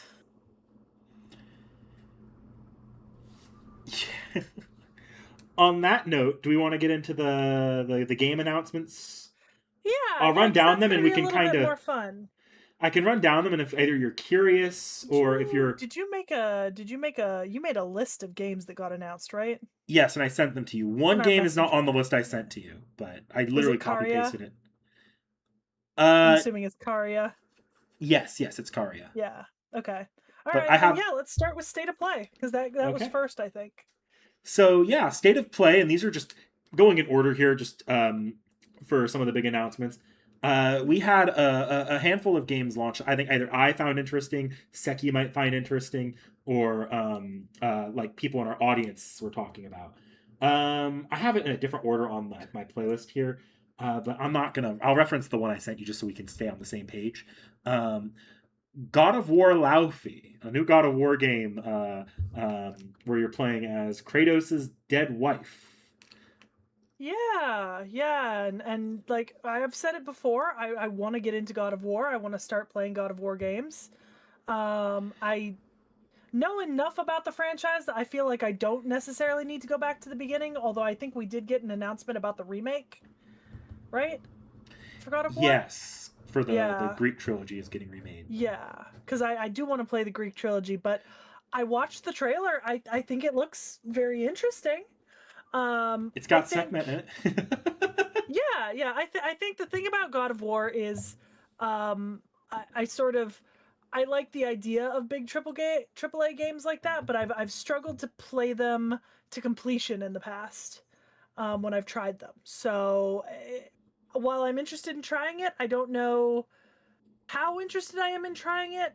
Because if I do try it, it would be the first God of War game I'd be playing, right? Because You'd I want think to go it comes back to the Greek before the trilogy, right? well, I think it comes out before the Greek trilogy does, right?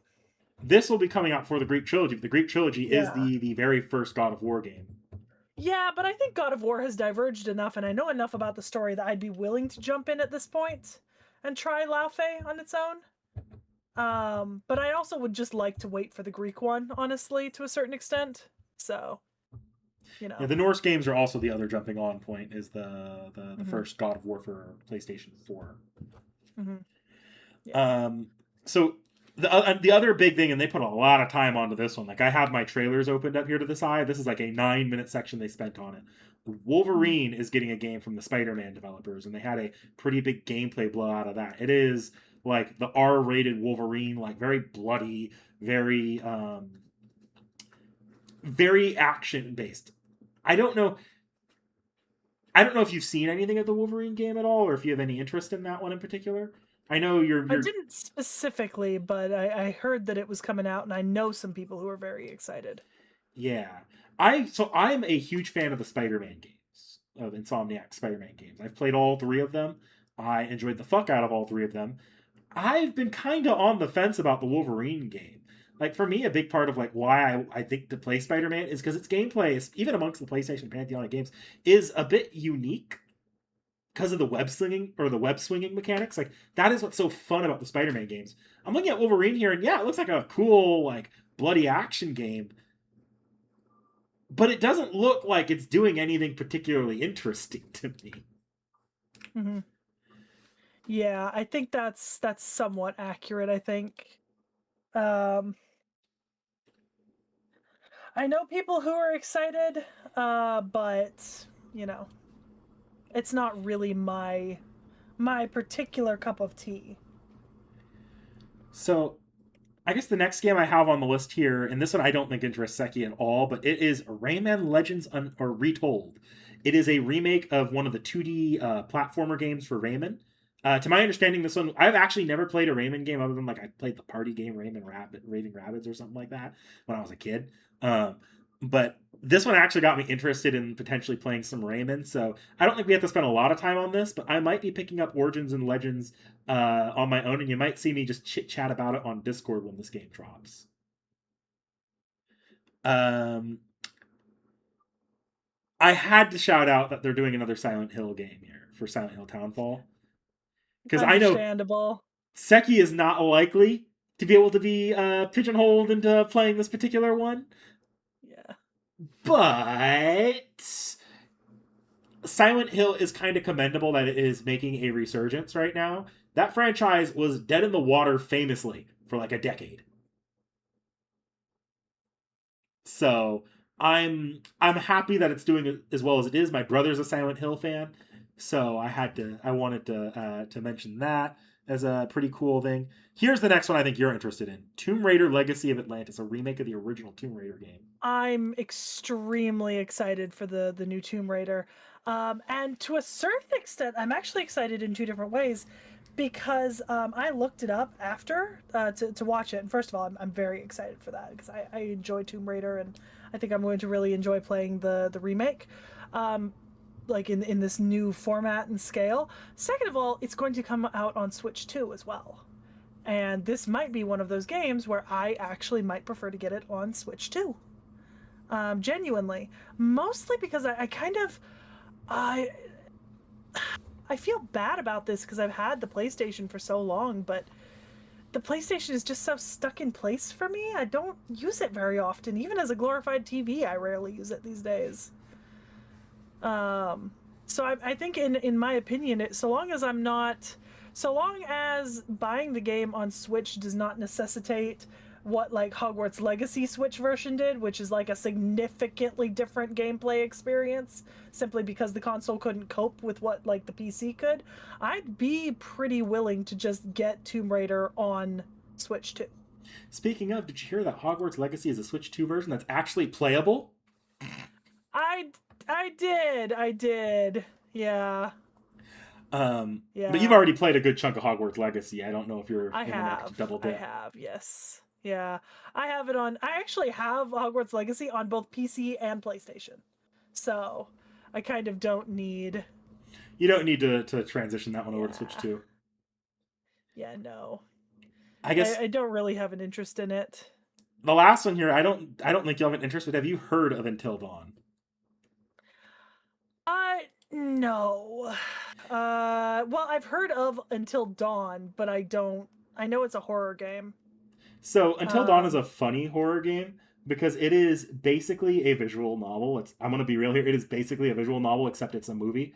Mhm. It's basically a playable like movie that has like the moving story of a visual novel where you get to play out these scenes with these group of teenagers in this pretty standard horror setting, and you just see how many of them you can keep alive by the end of the movie. Hmm. Now, it is still a Interesting. horror game. I don't think it's going to ever have you playing comfortably, but it is kind of a funny little thing, and they're doing a new one. So I actually have interest in maybe playing it at some point because it is one of those games I missed because I didn't have a PlayStation when it came out. But Until Dawn's getting a sequel, so that's fun. Hmm. But yeah, like people were saying, I think State of Play, like unless like you were really looking forward to Wolverine or God of War Laufey, which my understanding is it's a little that one's a bit divisive. I can see why State of Play is often seen as amongst people as being the weakest one. I don't know how much I agree with that because of the next presentation, the Summer Game Fest. I don't know that I think any of the announcements in PlayStation were better than Summer Game Fest. But here's the difference. PlayStation State of Play was like 45 minutes long. The Summer Game Fest was Yeah. 2 hours long. Yeah. Well, and to be fair, I did look into the Summer Game Fest Mm-hmm. afterwards, and I do actually have at least one game to add to your list here that Oh, you want to you pop it don't off real have quickly then? listed. Yeah, actually, Sea of Remnant, Sea of Hmm. Remnants, mostly because so I had saw some press about Sea of Remnants coming from people who were really into Sea of Thieves. And I like Sea of Thieves. I have Sea of Thieves, but I kind of wasn't really interested in the game that was very, very similar.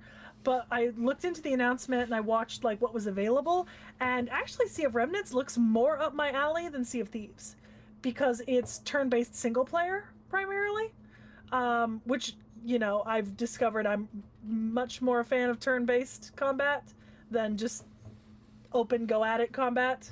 I get panicked, then I don't make good decisions.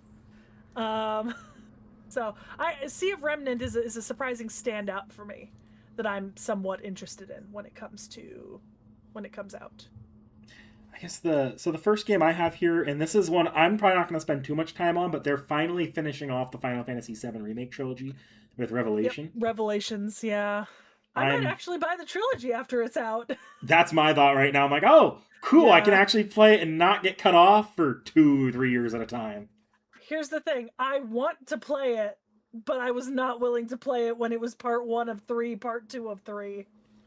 Now it's like you can get the like part 1 and 2 sell in a bundle, you can get that and then just I'm get sure three. they'll add 3 to the One day, bundle. like if you're willing to wait extra, Yeah. you probably will get the full 1, 2, 3 bundle.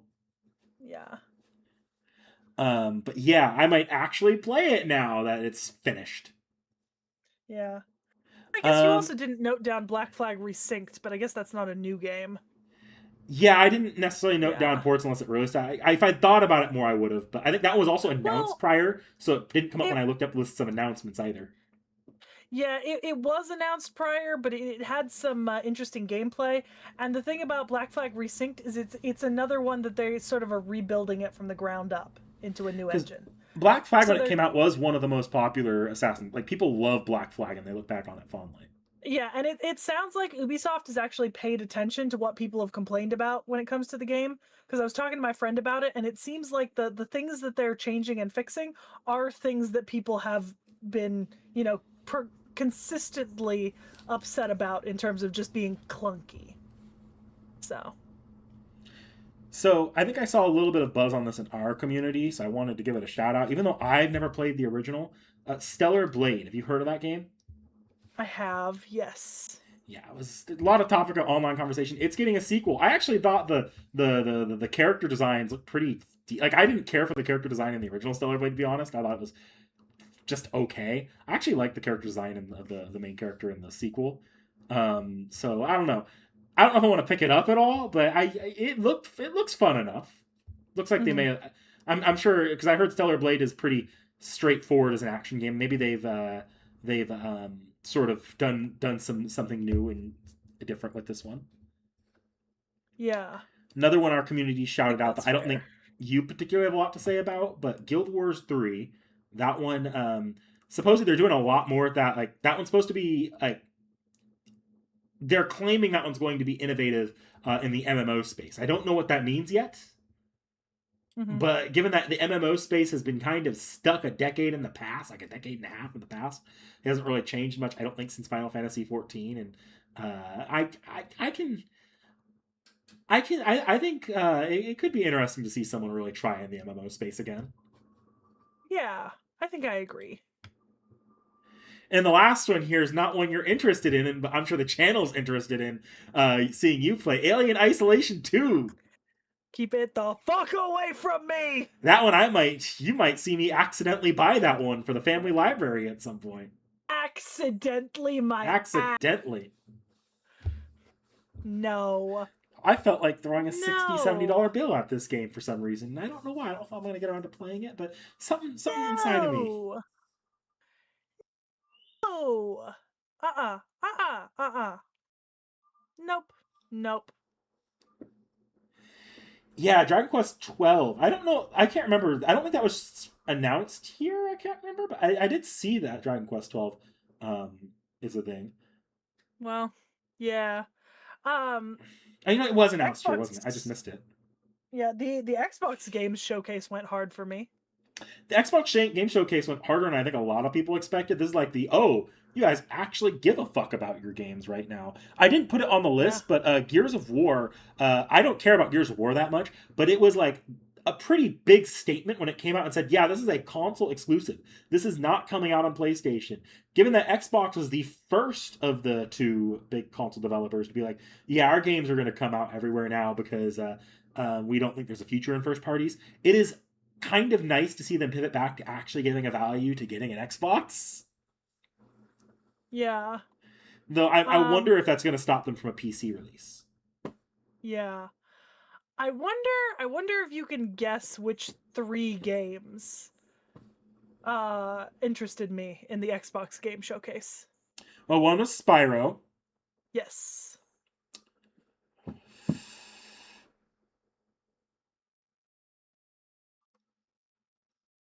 Any chance one of them was Castlevania?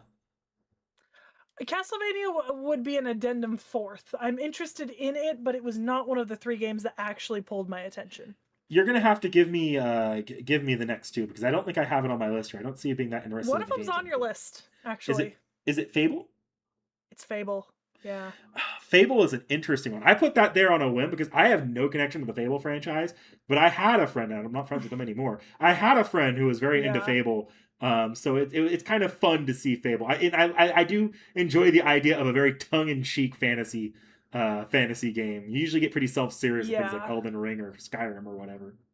Yeah, no, Fable appeals to me. I remember Fable Legends, and it was sad when Fable Legends was canceled, so Fable appeals to me. The third one I don't think you're going to get. It's not on your list because it's not technically it wasn't a new game announcement, it was an Mm-hmm. expansion announcent. Oh, is it the Sea of But Thieves expansion? no, actually, Where the Winds Meet. Oh, I don't remember that game. Yeah. Yeah, yeah. It's a game that I picked up on PC a while back. Mm-hmm. It's a wuxia RPG. That was really popular, and I really enjoyed it. So seeing new content for it made me very happy. For obvious reasons, though, I could tell you were interested in Spyro. For one, because it's going to be on Switch, so like you don't have to Yeah. actually think about Xbox or PCing it at all. No, But I will be getting it on Switch. for two though, because Spyro was one of those games that you like really clicked with immediately when you were trying testing out Yeah. PlayStation games. Yeah, I will be getting it on Switch. I fully intend to because I really like 3D platformers. I was discussing this with a friend and they were like, I don't know, the and my friend was like, it was so hard to play the Reignited trilogy because of the change of the way that all the characters looked and stuff. And I was like, well, the good news about that is I never played the original, so the Reignited trilogy was my introduction to the franchise. And so I'm very much looking forward to Spyro: A Realm Beyond. My introduction to the Spyro franchise was the literal worst game in the franchise. I played Spyro Enter the Dragonfly for the GameCube. Worst game. I beat that one by glitching through a wall, and I thought that was just how you played the game. Yeah. It was bad. Oh, That said, I have nostalgic memories of that game, and I've been kind of like I don't know why I didn't get the Reignited trilogy. I think it was just money wasn't good at the time, and I never really looked back. I do plan to play this one though because I love Spyro. I do like Spyro a yeah. lot. That's And then fair. I guess just quickly shooting through the lists of other games. Halo Campaign Evolved is unfortunate.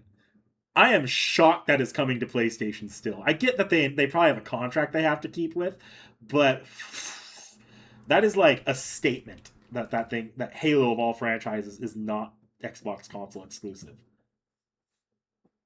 Because Yeah. that is the Xbox franchise. That said, I'm not gonna say I'm not gonna play it. I actually have nostalgic memories of playing the original Halo with my aunts who had it on the original Xbox. I There's a part of me that every time I look at Halo, I'm like, I might go and play that, and then I don't. So I Um was always kind of waiting for them to port stuff like that to the other consoles. yeah, so Spyro: A Realm Beyond is going to be the first original Spyro title since Dawn of the Dragon, the 2008 game, Dakota Doyle. It's supposed to follow Spyro after he becomes lost in a mysterious realm and he needs to find his way home. So I don't know which continuity it's a part of, but it is the first fully original game in almost 20 years. Yeah, yeah. Because previously, the Spyro franchise, I don't know. Do you know the history about what happened? Why it kind of went on a hiatus? I don't know why it did, but I knew that it Do you did. remember? Do you remember the? You know how there's the Toys to Life thing that happened? Like this. Have you heard of Skylanders? Yeah, oh yeah, I was discussing that with Winter actually because she was like, "Is it gonna be like a Skylanders game?" I'll be right back. Because so I never played any of the Skylanders type games, but I remember the advertisements and I remember seeing them at like Sam's Club, where you had this little like connective portal thing, and you like bought the figures and you put them on the portal, and then that connected to the game somehow. So you had to have the figure to have the character in game, and they'd like sell the figures in like packs and stuff. I think as I remember, at least that's like what I think I remember of it. I don't actually remember Um, where I put them, but I have it somewhere in this apartment. Skylanders is a Spyro game. yeah, it's a spin-off. Yeah. But it had like almost nothing to Yeah. do with Spyro. Spyro was literally just Yeah. one of the figures you can get, and he had no story relevance at all. Like most people would hesitate to ever call it a Spyro game. Um, Yeah. so that's where the franchise has been, and even that Dawn of the Dragon game you mentioned, that was the third part of a rebooted trilogy that was very middling received because it completely changed everything about Spyro.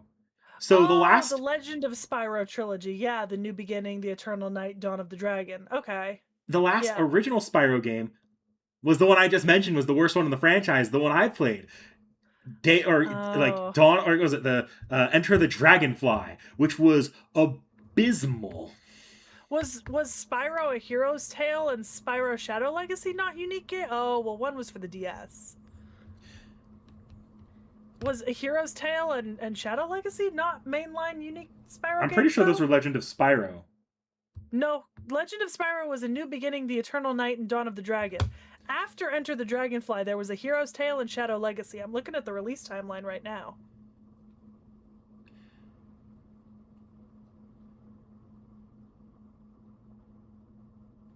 Yeah, Spyro. Here, let me open him up. So, Spyro: A Hero's Tale was the 5th console game in the original series and the 9th game overall. And Shadow Legacy was a DS game, so I can understand why that wasn't, you know, yeah, because it Okay, I follows the just events didn't. of A Hero's Tale. I had no idea A Hero's Tale was a thing. To be honest, I I mean, it was 2004. You were 5 years old. yeah. Yeah, But Enter the Dragonfly was even earlier than that, that supposedly. is true. That is true. You were 3 when that came out.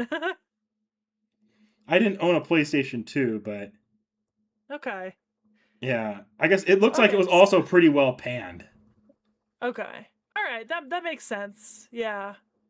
And But then yeah, the only thing I knew, the only game I've played is the Reignited trilogy. So the last well received Spyro game was Year of the Dragon in the year 2000.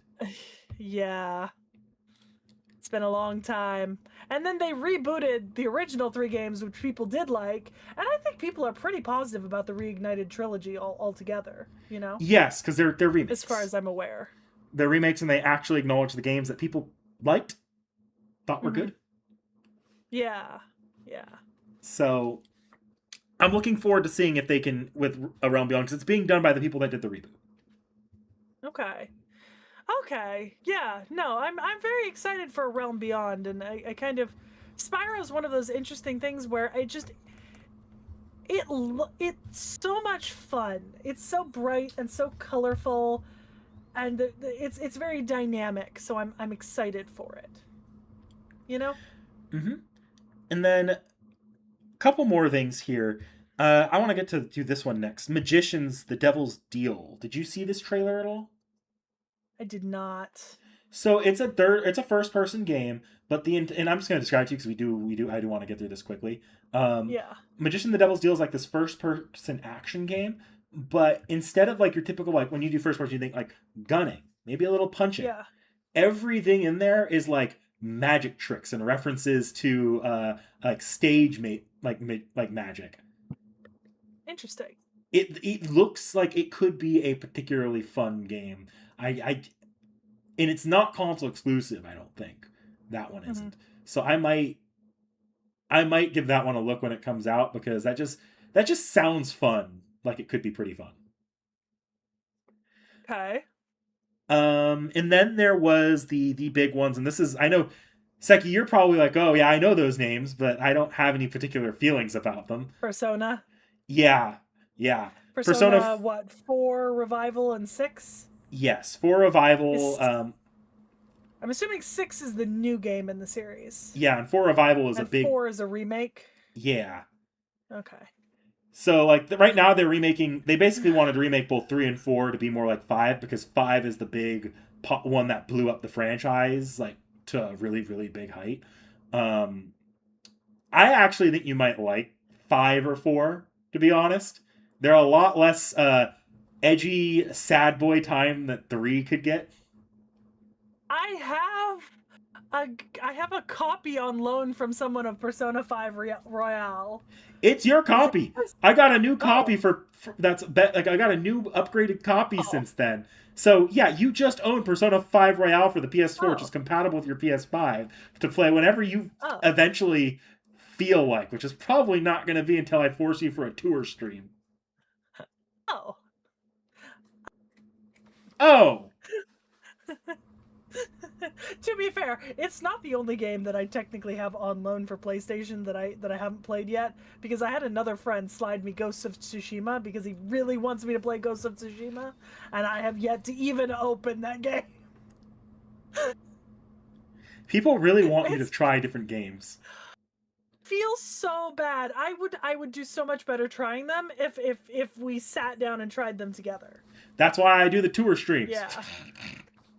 Yeah, because I just, if you leave me to my own devices, I will just open up I the have game that learned I'm I either currently have to do a playing. tour stream with you, or I have to make you do it for off the shelf. Yeah. Otherwise, I will just revert to my comfy stuff. Um, yeah. Yeah, Uh, but but I yeah, did see the two Persona games, and I figured that you'd be interested in those yeah, I'm after probably gonna Realm play. got you into them. Yeah, that was like a gaming hyperfixation realm got me into. I like the Persona games. I just don't click well with the combat pre-5 for a variety of reasons, which is not popular amongst fans of those original two games. So I tend to be like, yeah, I'll play the remakes, and I'm like the little baby boy there, sitting like, what? You can't handle the combat before they introduce all this stuff that made it way too easy. Sometimes you just want to enjoy your game, okay? I will never bash you for wanting a nice remake. I am literally waiting on Final Fantasy VII to be fully out so I can play it. Because I don't want to play original Final Fantasy VII. I will say, seeing the remake of four, four is set in like this basically a small Japanese town compared to the other two games in the sort of the modern Persona trilogy, which are in like bigger cities. And small Japanese town Persona, I look at the four remake, I'm like, huh, that reminds me of the small Japanese town I visited when I was in Japan. It does it really? Yeah, Who what would do you have? know? Who would have?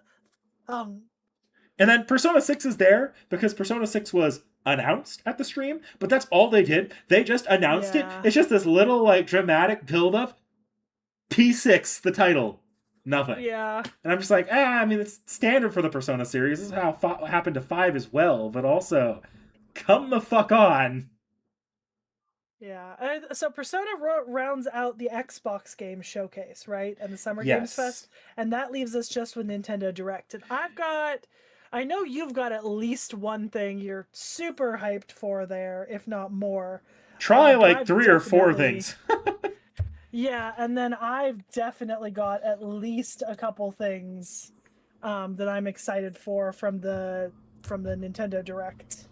So I So, guess let's oh yeah, so let's start here with Pacopia. I think that's the yeah. the one that you're gonna So immediately. the aquatic expansion is what we're getting, Yes. Have you I seen it think. yet?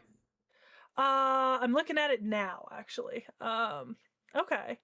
So there's So two that's parts of actually this. starting really soon. Yeah, there's two parts of this. The Um, first thing is that there yeah. you're getting dive, and I think dive everybody gets, whether you pay for the DLC or not. But then there's a new area Mm, other than that you can use dive in and visit like an the entirely new bubbly town. basin. Yep, Yeah. and that's where the Okay. DLC is in, which I think is pretty neat that they're giving you the mechanics still, even if you're not buying the DLC. Yeah, I think that's nice. And then we're also getting a new town in 2027, separate Yeah, from that, which is nice. so they have two more. There's I think 2 or 3 more waves of DLC that they announced will be coming. Yep. So, like honestly, that's neat. If you've for Pocopia, it means Pocopia is gonna have legs for a Yeah. while, like with new content that you can look forward to. And frankly, this Yep. game did well enough. I could see them like supporting this for a long while, maybe with a second expansion pass. Well, I think the other thing is, and I mean, correct me if I'm wrong here, but isn't hold on a second, I'm trying to do a stupid thing. Um, but I mean, Pocopia is kind of unlike anything that Pokemon's really done before to a It certain extent. is. Like it's I wouldn't actually say that necessarily. It depends what you're talking about in terms of Pokemon never done before. mhm, Because this kind of setting of like Pokemon running the world after the humans disappear, you actually have the other gaming franchise that it is most closely similar to in your lended games.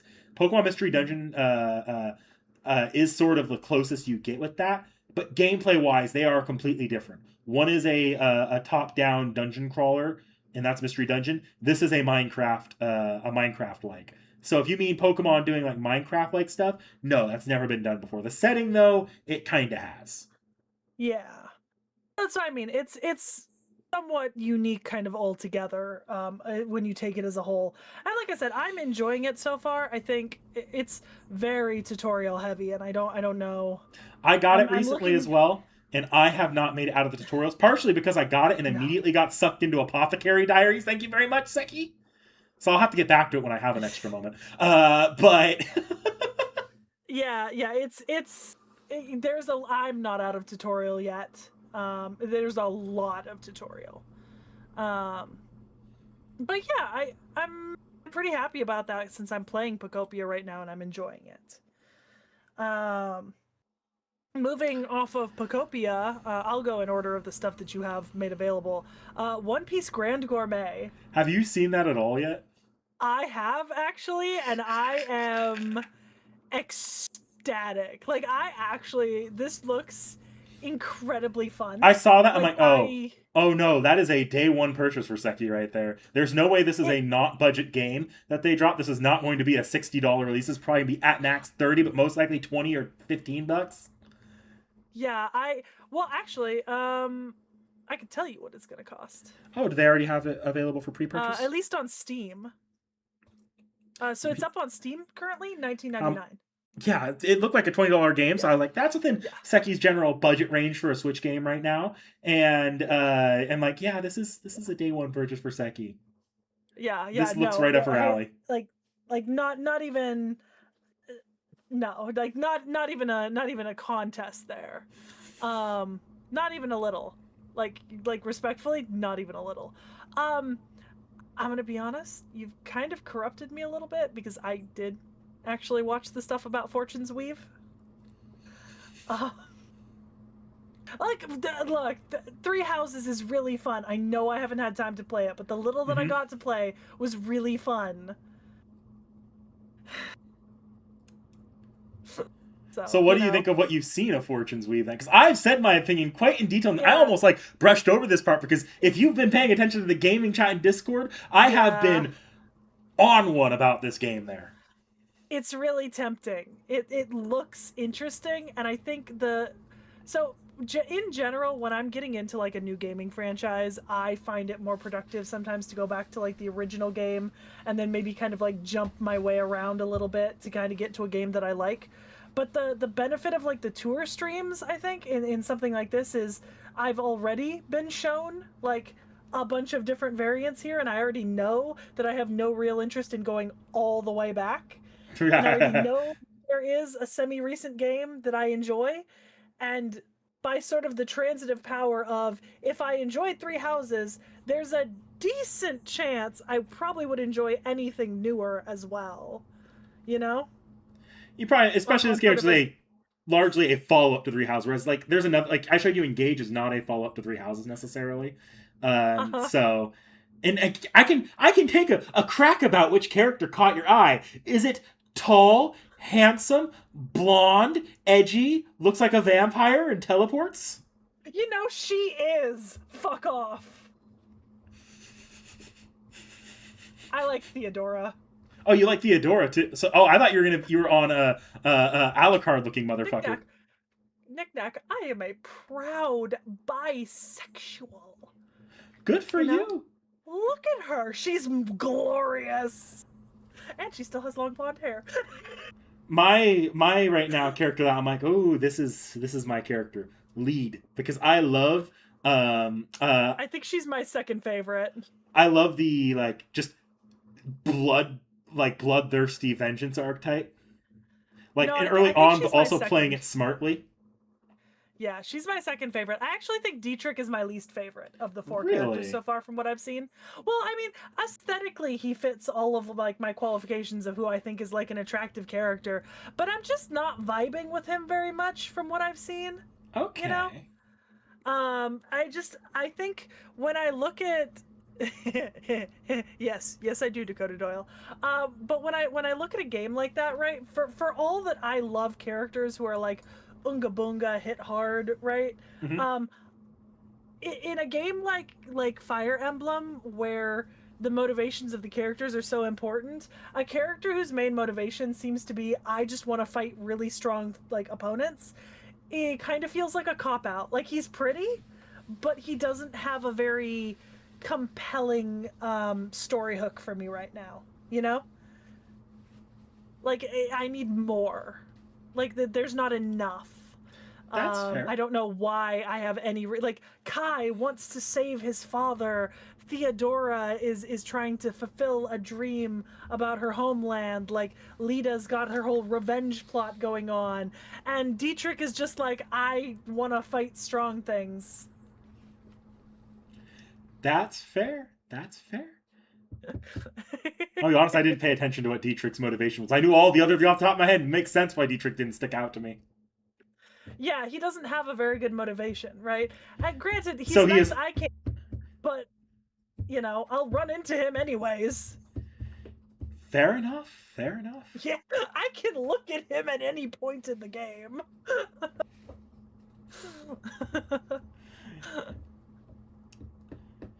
So I know that yeah, probably shocked you a little bit. You weren't expecting me to be vaguely interested in Fortune's Weave. I knew I had you somewhat interested. I just didn't expect you to go in and do your own like look into the game like that. I mean, I can tell you, you're batting a pretty good average for pretty much the rest of the stuff that you have written down on this list. Because the only other big thing for me, out of the Nintendo Direct was that they announced Atelier Caria there. Um, which I'm actually not surprised that they chose to. I think because I think that's the first place where they announced it officially, right? It showed up on Steam after Nintendo Direct, but I'm pretty sure Nintendo Direct was the only place where they showcased gameplay like officially as part of like an Here's the announcement. unfortunate part about that. Atelier Caria was one of two games that got kind of snubbed on the International Direct. I don't think I remember to Mm. include it here, but I'll talk about it here as well. Atelier Caria only got a quick little like show off in the International Sizzle Reel. Mm. Outside of that International Sizzle Reel, the place where it actually got showed off was only in the Japanese version of the Direct. They cut it out in Well, favor of a really weird, like, thumb wrestling segment that wasn't in the Japanese version for as long. to be fair, I think part of that is connected to the fact that even on Steam, and on the Atelier website itself, um, Caria is listed. So they're not dropping information about it to the international community until the 12th of this month. Hmm. So that like you can't see That's right. anything about it until the 12th of this month. I think I did see that they were going to be doing a big information blowout on the 12th. Yeah. So I think if, like with the Japanese audience, there's probably was a little bit more to go off of, like rumors and all sorts of stuff. But for the international community, I think we just don't have anything to go off yet because they haven't dropped their big, you know. And keep in mind, Karia is the second in their new trilogy. So Karia follows up Yumiya, because Atelier works in trilogies. So So I can't get into these too much, especially because we're probably going to get into them a lot more on this coming Monday. Go check that out on the Xenoblade Tour stream. But there was and I did not expect this when we were planning for Monday's Xenoblade Tour stream, a huge Xenoblade news block. If you're a Xenoblade fan, you're eating well. There's literally across this year going to be new content in all of the mainline games. We got a kart racer mode in a game that was over. I think that game came out in 2012. We are now we're almost 15 years of that game, and we got a brand new kart racing mode in that game. For some ungodly reason, this is not a game with a kart racing mode. Would have ever been the thought to put it in the game outside of joking. And we're getting new content in all three games through this year, which is mm-hmm. mm, we're eating well. And then they announced a brand new game, which I'll show you more on that on Monday at some point, probably. Yep, that's Genesis, right? Yep. Okay. Yeah, Uh, and then um so Final Fantasy Resonance, is that a remake or a new game? it is. A little of both. Gameplay Okay. wise, it is a new game. Like this is not a even really close to an adaptation of the game that it's kind of remaking. Story and Mhm. character wise, it's remaking the plot of a mobile gotcha game from a while back called Final Fantasy Brave Exvius. But Okay. that's all it's bringing over is the story and the gotcha. It's more of a reimagining of it as a classical Final Fantasy game. Um, what is Star Fox? So have you heard of Star Fox before at all? No, never So in it my is. life. I don't think this is a franchise you would ever enjoy. Maybe you'd enjoy the gameplay because you don't have to actually look at the characters very often because they're in. It's a dogfighting game, so it's a like in terms of like planes, it's like space dogfighting.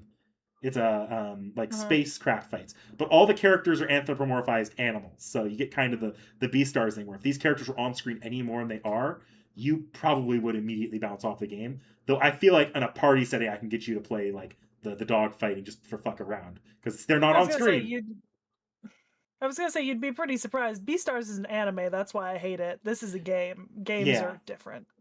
Yeah. So, but it's a rail shooter. It got a remake announcement of the only game that really sold well in the entire franchise. Hmm. So that's coming out in June. I'm going to be playing the hell out of it. It wasn't really an announcement of this direct because it was announced a few weeks ago. This game is pretty blatantly being released to tie into the fact that its main character Fox is a had a is a side character in the new Mario Galaxy movie. Hmm. Like he's in the trailers. It's not a real spoiler. Um, so that's what's going on there. I just wanted to mention it because it is a relatively new announcement, and I am probably going to be playing it later this month because I really like Star Fox 64, the game that they're remaking. So, Okay. uh, Deltarune. yeah, I mentioned that one. You don't have a lot Uh, going with Deltarune other than the uh, fact that you are in a Discord with people that would not stop talking about it and who'd like get a playthrough on well, this.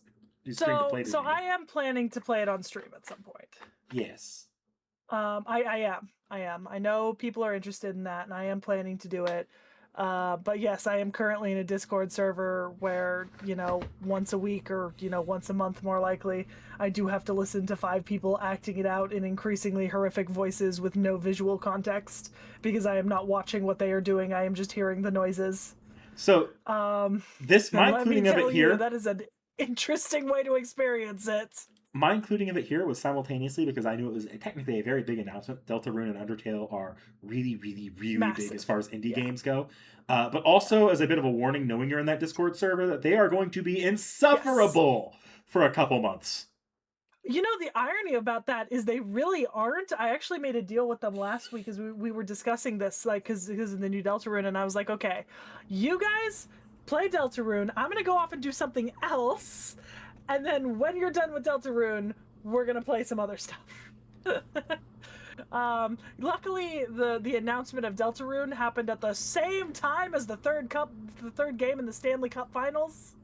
So I just told them I am not going to join tonight because the words I am going to say are not going to be PG for this video stream that we are doing. Like, we're not even being recorded, and I'm going to avoid being on on call saying the things I'm about to say about this fucking game. So I did get to coincidentally avoid the worst of the hype. I guess our so yeah. So I brought that up knowing that you at least had tangential reason Yes. to take notice of this. The Duskbloods. I bring this up because Realm. I looked at it. Nope. Nope. Nope. It is Uh-uh. just multiplayer Souls like, but the problem is Yep. this is a game that people are frustrated with right now because there is no release date. They've barely shown anything off about this game, Oh. and it is one of those games that people were some very hyped about when the Switch 2 was announced, and now it's like, wow, do you actually want us to be interested in this game? You're not showing us anything about it, and we don't even know when it's coming out. The only thing it was there to do was say that there was going to be a playtest in the summer sometime vaguely. Okay. Yeah, I saw it on the list. I took a look and I was like, nope, that's not. Nope. Nope. Nope. Nope. Kingdom Hearts 4. that's actually kind of a bundle with Kingdom Hearts 1 to 3 as well. So Kingdom Hearts ported to the Switch was always a really weird port job. They were you bought them, but you didn't actually download them. You streamed them to your Switch console. They were kind of If the you buy shittiest them, you ports. shouldn't have to stream them. Yeah, they're re-releasing the entire trilogy to be actually playable on the console without having to stream them. Thank God. Oh, thank Um, God. but Kingdom Hearts 4 got announced, which is actually really crazy because nobody expected Kingdom Hearts 4 to be announced at the Switch presentation of all places. Kingdom Hearts is historically a Sony franchise. It is kind of going to show between that and Persona, which was also a Sony franchise, that Sony is bleeding third party promotional relevancy right now. People are not associating franchises that were typically associated with Sony with them as they're moving multi-plat. Um, Hi. but Kingdom Hearts 4 appearing at all is great because this is like this game has been missing in action for like 2 or 3 years now, and people have been the Kingdom Hearts fans have been normal about the fact that it has not appeared in any presentations and no one was expecting it to be here. This was a very happy moment if you're a Kingdom Hearts fan, I think. Yeah. So, what's up with the? So is it remake of Ocarina of Time that's coming out? Supposedly. Yes. This year, supposedly, the holiday title for Nintendo is going to be a remake of Ocarina of Time. Here's the So problem. I know Ocarina of Time's pretty beloved. Yes, it is for a long time and to a lot of people considered to be one of the greatest games of all time. Bear in mind, this game came out on the N64, so mileage may vary depending on how much you're standardizing for the era. But this is a landmark tentpole game. Dark Souls is directly based off of the combat system Ocarina of Time invented, because this is at the dawn of 3D gaming. Yeah. But this has been rumored and leaked for about a month and a half now. So it doesn't feel very new. This game is supposedly coming out this holiday season. You remember how I said the Persona 6 trailer was just a dramatic build-up and then a logo show off? Yeah. That's pretty much what we got for Ocarina of Time. You know what makes Persona 6 somewhat forgivable? It's not set to come out this holiday season. Oh, yeah, okay. I just finished watching the 1 minute and 41 second video. It showed nothing at all. This game is coming out this year, and they're not showing us anything. This should have been they should have shown it off. This is not a game. This is not a brand new. This is not a brand new game. People know generally, gameplay-wise, story-wise, what they should be expecting. Yeah, you should. The big sell is what this looks like as a remake. That's the big mystery about this game, and they showed nothing other than the fact it was happening. This is a barely acceptable way of showing off or announcing a game when the game is like vaguely coming out in the next half decade. This is coming out this year. Yeah, I see what you mean. Like I said, I just watched it, and it really is just a shot at a very well-rendered tapestry and a single image of Link sleeping. That's unfortunate. I was actually a little bit vaguely interested in that because so weird connection here, right? But first of all, the Zelda games have always interested me slightly. I just have never really been sure where to start. And honestly, an Ocarina of Time remake seems like a pretty good place to start. Oh, it'd be a great place to start yeah. So first of all, that. Second of all, to this day, Winter and I's favorite modded mob in Repo is the Majora's Mask Moon. And Majora's Mask is a direct sequel with the same main Link. This is not an alternate timeline or a future descendant of Link. This is the same exact Link as Ocarina of Time. It is a follow-up sequel to Ocarina of Time. So, yes. Yeah. Great things if you like that moon. This would be the perfect place to get you to start, to get you to try 3D Zelda again after Wind Waker. Yeah, and I want to try. I do genuinely want to try Zelda. I feel so bad every time I think about the fact that I haven't. But, you know? I can't. I can see you look at this cool stuff for Fortune's Weave. You might actually really like Fortune's Weave if you play it. I can't do that with Ocarina of Time right now. This game comes out this year. It comes out this. We are closer to this game coming out now than Fortune's Weave was when it was announced. Fortune's Weave was Yeah, announced and about a year in advance, and we had gameplay when Fortune's Weave got announced. Why don't we have there's not gameplay for a even game that like comes out in 6 months or less? yeah, I was gonna say because there's no information about the specifications. There's no link to pre-order. There's nothing. And this is a remake. This isn't even a new game. There's nothing to hide. There Yeah, should be nothing to hide. The first thing they should be selling is how gorgeous this game or how neat this game looks in a new in its new engine and its new art whatever art style they're going for. The only thing this makes me think, as someone who loves the original Ocarina of Time, who played both the the GameCube version of it, I've played the N64 version on emulator, I've played the 3DS version, I beat the 3DS version multiple times. It's telling me they're nervous about. I don't think I actually think this game might end up being a pretty shitty remake visually. Like people they might not, that remake visual style, the little we saw of it with Link, might not go over well with the fan base, and they might be nervous about that. That's the only reason I can think of why they're holding this so close to the chest. Because they want to yeah. motivate like sales, they want to motivate like momentum and positivity and like energy in the Switch fan base right now, and the Nintendo fan base, but they don't actually think showing Ocarina of Time at this point will do that.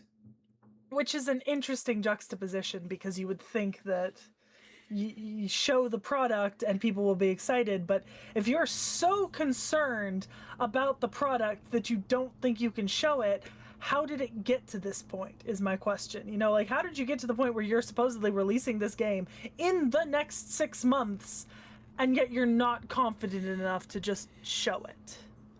The other possibility is this game is not releasing in the next 6 months. This is an announcement made for investors to feel Mm, confident in the Switch brand, but then the reality is this game is it'll get probably not delayed. launching this year. It's going to get delayed at the last possible moment so that investors aren't nervous at this point in time. Yeah, and what they'll say about the delay is, oh, we just need like a little bit of playtesting on this feature, or something. Because, and this is sort of the Yeah. last thing, this is like something I didn't include in the list, but I definitely wanted to bring up. This is a terrible year to release a video game you expect to perform well outside of niche communities. The rest this year Why? is rough because in November, or is it no, October, in October or November, I think in there, Uh-huh. GTA 6 launches. This has caused, Oh. if you look at all the game announcements across these 3 weeks for the ones that are in the second half of this year, you know where everybody is dropping their game to avoid GTA 6? December. September. They're dropping, September. even Oh, Fire earlier. Emblem is Okay. in September. They're trying to get Okay. ahead of the fact that people are going to be buying GTA 6, and there And is play. the not zero possibility GTA 6 is our first non Nintendo AAA game to go 80 or above. So it's going to be an expensive game that's going Yeah. to largely eat up the money and the attention of the vast majority of general audiences. Yeah. I'm So gonna be honest. I know it's cynical of me. I will not believe GTA 6 until I see it on launch day played. I know look, genuinely. I need to see someone stream it on launch day. I'm at Then I will believe that personally it exists. I'm at the point where I think it actually will launch. Even though I love those memes because I memed that about Indiana Jones, the Dial of Destiny for ages. Uh, Yeah, but we got Indiana Jones 5 before GTA 6.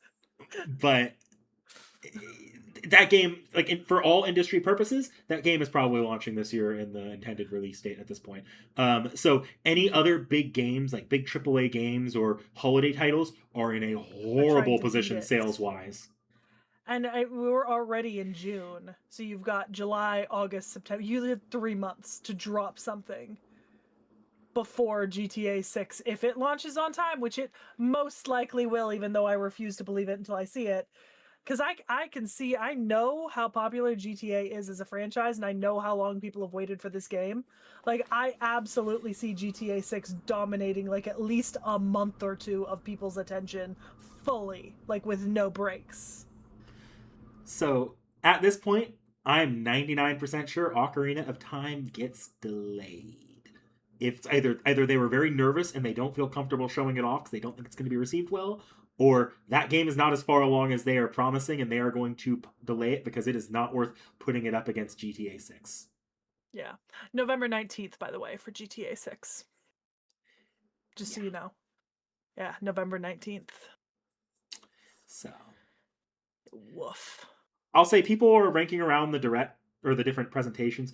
like personally, obviously, I'm coming out of that Nintendo Direct very like, yeah, I'm high on life, but I also recognize that a lot of those announcements that made me high on life are not big general crowd pleasers. If I'm thinking about the general crowd pleasers and like a more generalized metric, I think Xbox had the best presentation in terms of time to announcements. State of Play had a pretty good thing in going in Final Fantasy VII and a couple of its announcements, but it was 2 hours too long.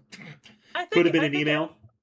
Yeah, for me, Xbox and Summer Games Fest were the two big hitters that came out swinging, with Nintendo following right behind them. And then State of Play for me was the worst because I genuinely did only get like one game out of State of Play that I was genuinely interested in and planned to buy. You know? For me, it Um, probably goes personally.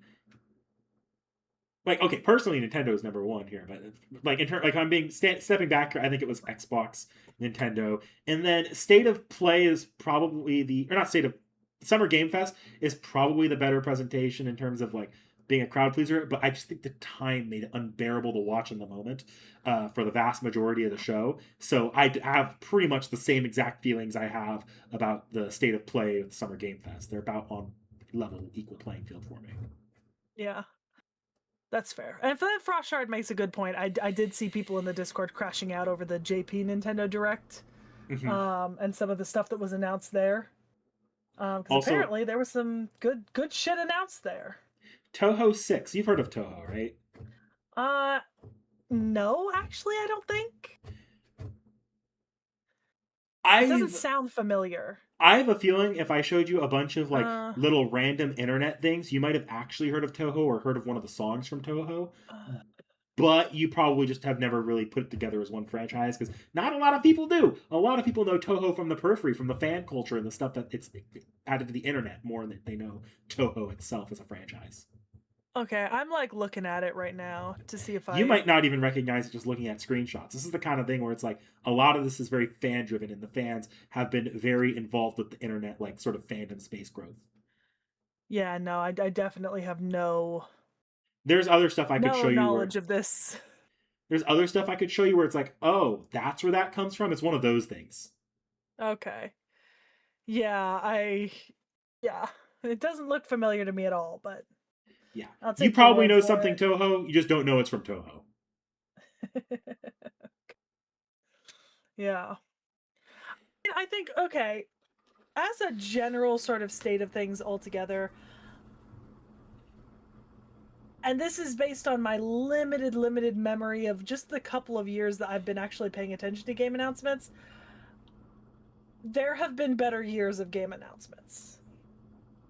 Um, I think what was 3 or 4 years ago, I think there was a pretty big spike in stuff that I was interested in, and I think like what was 3 or 4 years ago there were a ton of announcements for stuff I was interested in, but not a lot of that stuff have panned out in that time. You know, like I'm thinking like back when like Witcher was announced and like the Witcher One remake and shit like that. And now we're just now hearing that, oh yeah, be prepared for the Witcher One remake to be in development hell for the next, unknown and undisclosed amount of time because CD Projekt didn't keep records and they're having to build the entire game from the base coding up again in a new engine. Um, For me personally, if we're so talking about this sort of totality as a whole, like I'm thinking of this specifically in the E3 season because I'm not really going to look at the full year. mm, The year's not even done yet. There's probably going to be another, especially on the Japanese side of things, blowout in September for mm, Tokyo Game Show. Um, mm. but Yeah, songs the of the past. Okay. if we're talking that summer E3 season that that these presentations sort of occupy, this has been one of the stronger ones if you look at the big announcements in years because this sort of season has been kind of dead since the death of E3. I actually think this is probably one of the strongest of those seasons since E3 died. Um, but I just think that the format right now with these like 1 2 hour shows, even watching them across the entire week, it gets repetitive as all hell. So like on paper, it's really strong. In practice, I'm like, shoot me. Yeah. Yeah. So who is it? Yeah, Dakota Doyle. I know about the songs of the past announcement, and here's the thing, right? And I don't want to be a bitch, about this. Do you know what I mean? Like I don't want to be this person. Um but okay, so the game had its definitive edition released in 2012. So you're giving us a new DLC 14 years after this game won Game of the Year. Okay, yeah, you've updated it, so it's all updated for all the consoles it's on. All right, and you're working with Fool's Theory. But my problem with Songs of the Past, right, is that first of all, it's 14 years past its prime, right? This should have come out 10 years ago at max. You don't drop a DLC 14 years after a game comes out, right? That seems unreasonable to me. First of all, second of all, CD Projekt, I need you to hunker down, turn distractions off, put your headphones in, and work on The Witcher fucking 4. Just stop and work on Witcher 4. Please stop. Don't do other things. Stop. Just work on Witcher 4. It's been a decade. Work on it more. Now. Especially since you said you wanted to revamp a bunch of the systems inside of it after we had the gameplay showcase. Stop. Just work on Witcher 4. Right? CD And Projekt Red has gotten in a lot of trouble over its really bad dev cycles. If you remember, their last big game was yes. Cyberpunk 2077. Yes. That's that what I'm was. Saying. Put your little sound isolation headphones on, put your horse blinders on, and just focus on Witcher 4. Because right? I don't think anyone wants Witcher 4 to launch in the state 2077 did. Because Cyberpunk 2077 ended up being a really great game. It ended up being like a phenomenal game by the time they fixed it. But they had to fix it post-release anyways. So one, CD Projekt, blinders on, headphones on, focus on Witcher 4. Second of all, they are developing it in collaboration with Fool's Theory. Fool's Theory, please. You just announced that the reason that the Witcher 1 remake that you announced almost a decade ago has not come out is because you're having to build the code of this game from the bottom up. Why are you also now working on a DLC for Witcher 3? Stop! Focus on the code. Work on the things you promised you were working on, not on a 14-year-old game's DLC. No, 14 years old for the definitive edition game DLC. Like, stop. We don't need it. Nobody needed a DLC for The Witcher 3 again. Do you know, so many people have made wonderful modded DLCs in the 14 years since this game has come out, right? In general, the two DLCs for Witcher 3, right, Hearts of Stone and Blood of Wine, are considered some of the best DLCs that have ever been developed for a game. Congrats! You did your job. Stop. Just stop. It's done. Witcher 3 is done. Move on. Do something different. Sorry. I'm just... I think it's a stupid fucking idea for them to be working together on a new DLC for this fucking game. I don't know if anyone else feels that way, but I certainly feel that way. I do not need a new DLC. I need you to work on your games. Sorry, it came out in 2015. It's only 11 years past.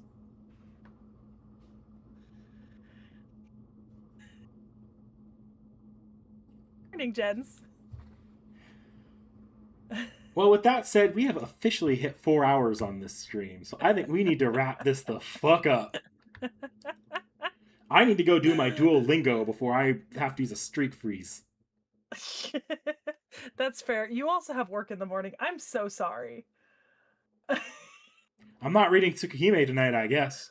No, you're not. No, you're not. I will rage about what I think CD Projekt and Fool's Theory are doing wrong at a different date, and I have thoughts about Witcher 4 that we cannot get into here. Maybe we need to table that for the next tea time, because I have thoughts after watching all of the trailers and reading all of the press releases. All right. Well, Yeah, I will. sorry, Jens, but it is 11:30 p.m. for us at night. And we started at 7:30. It has been 4 hours. And it is a work night, at least for Knick-Knack.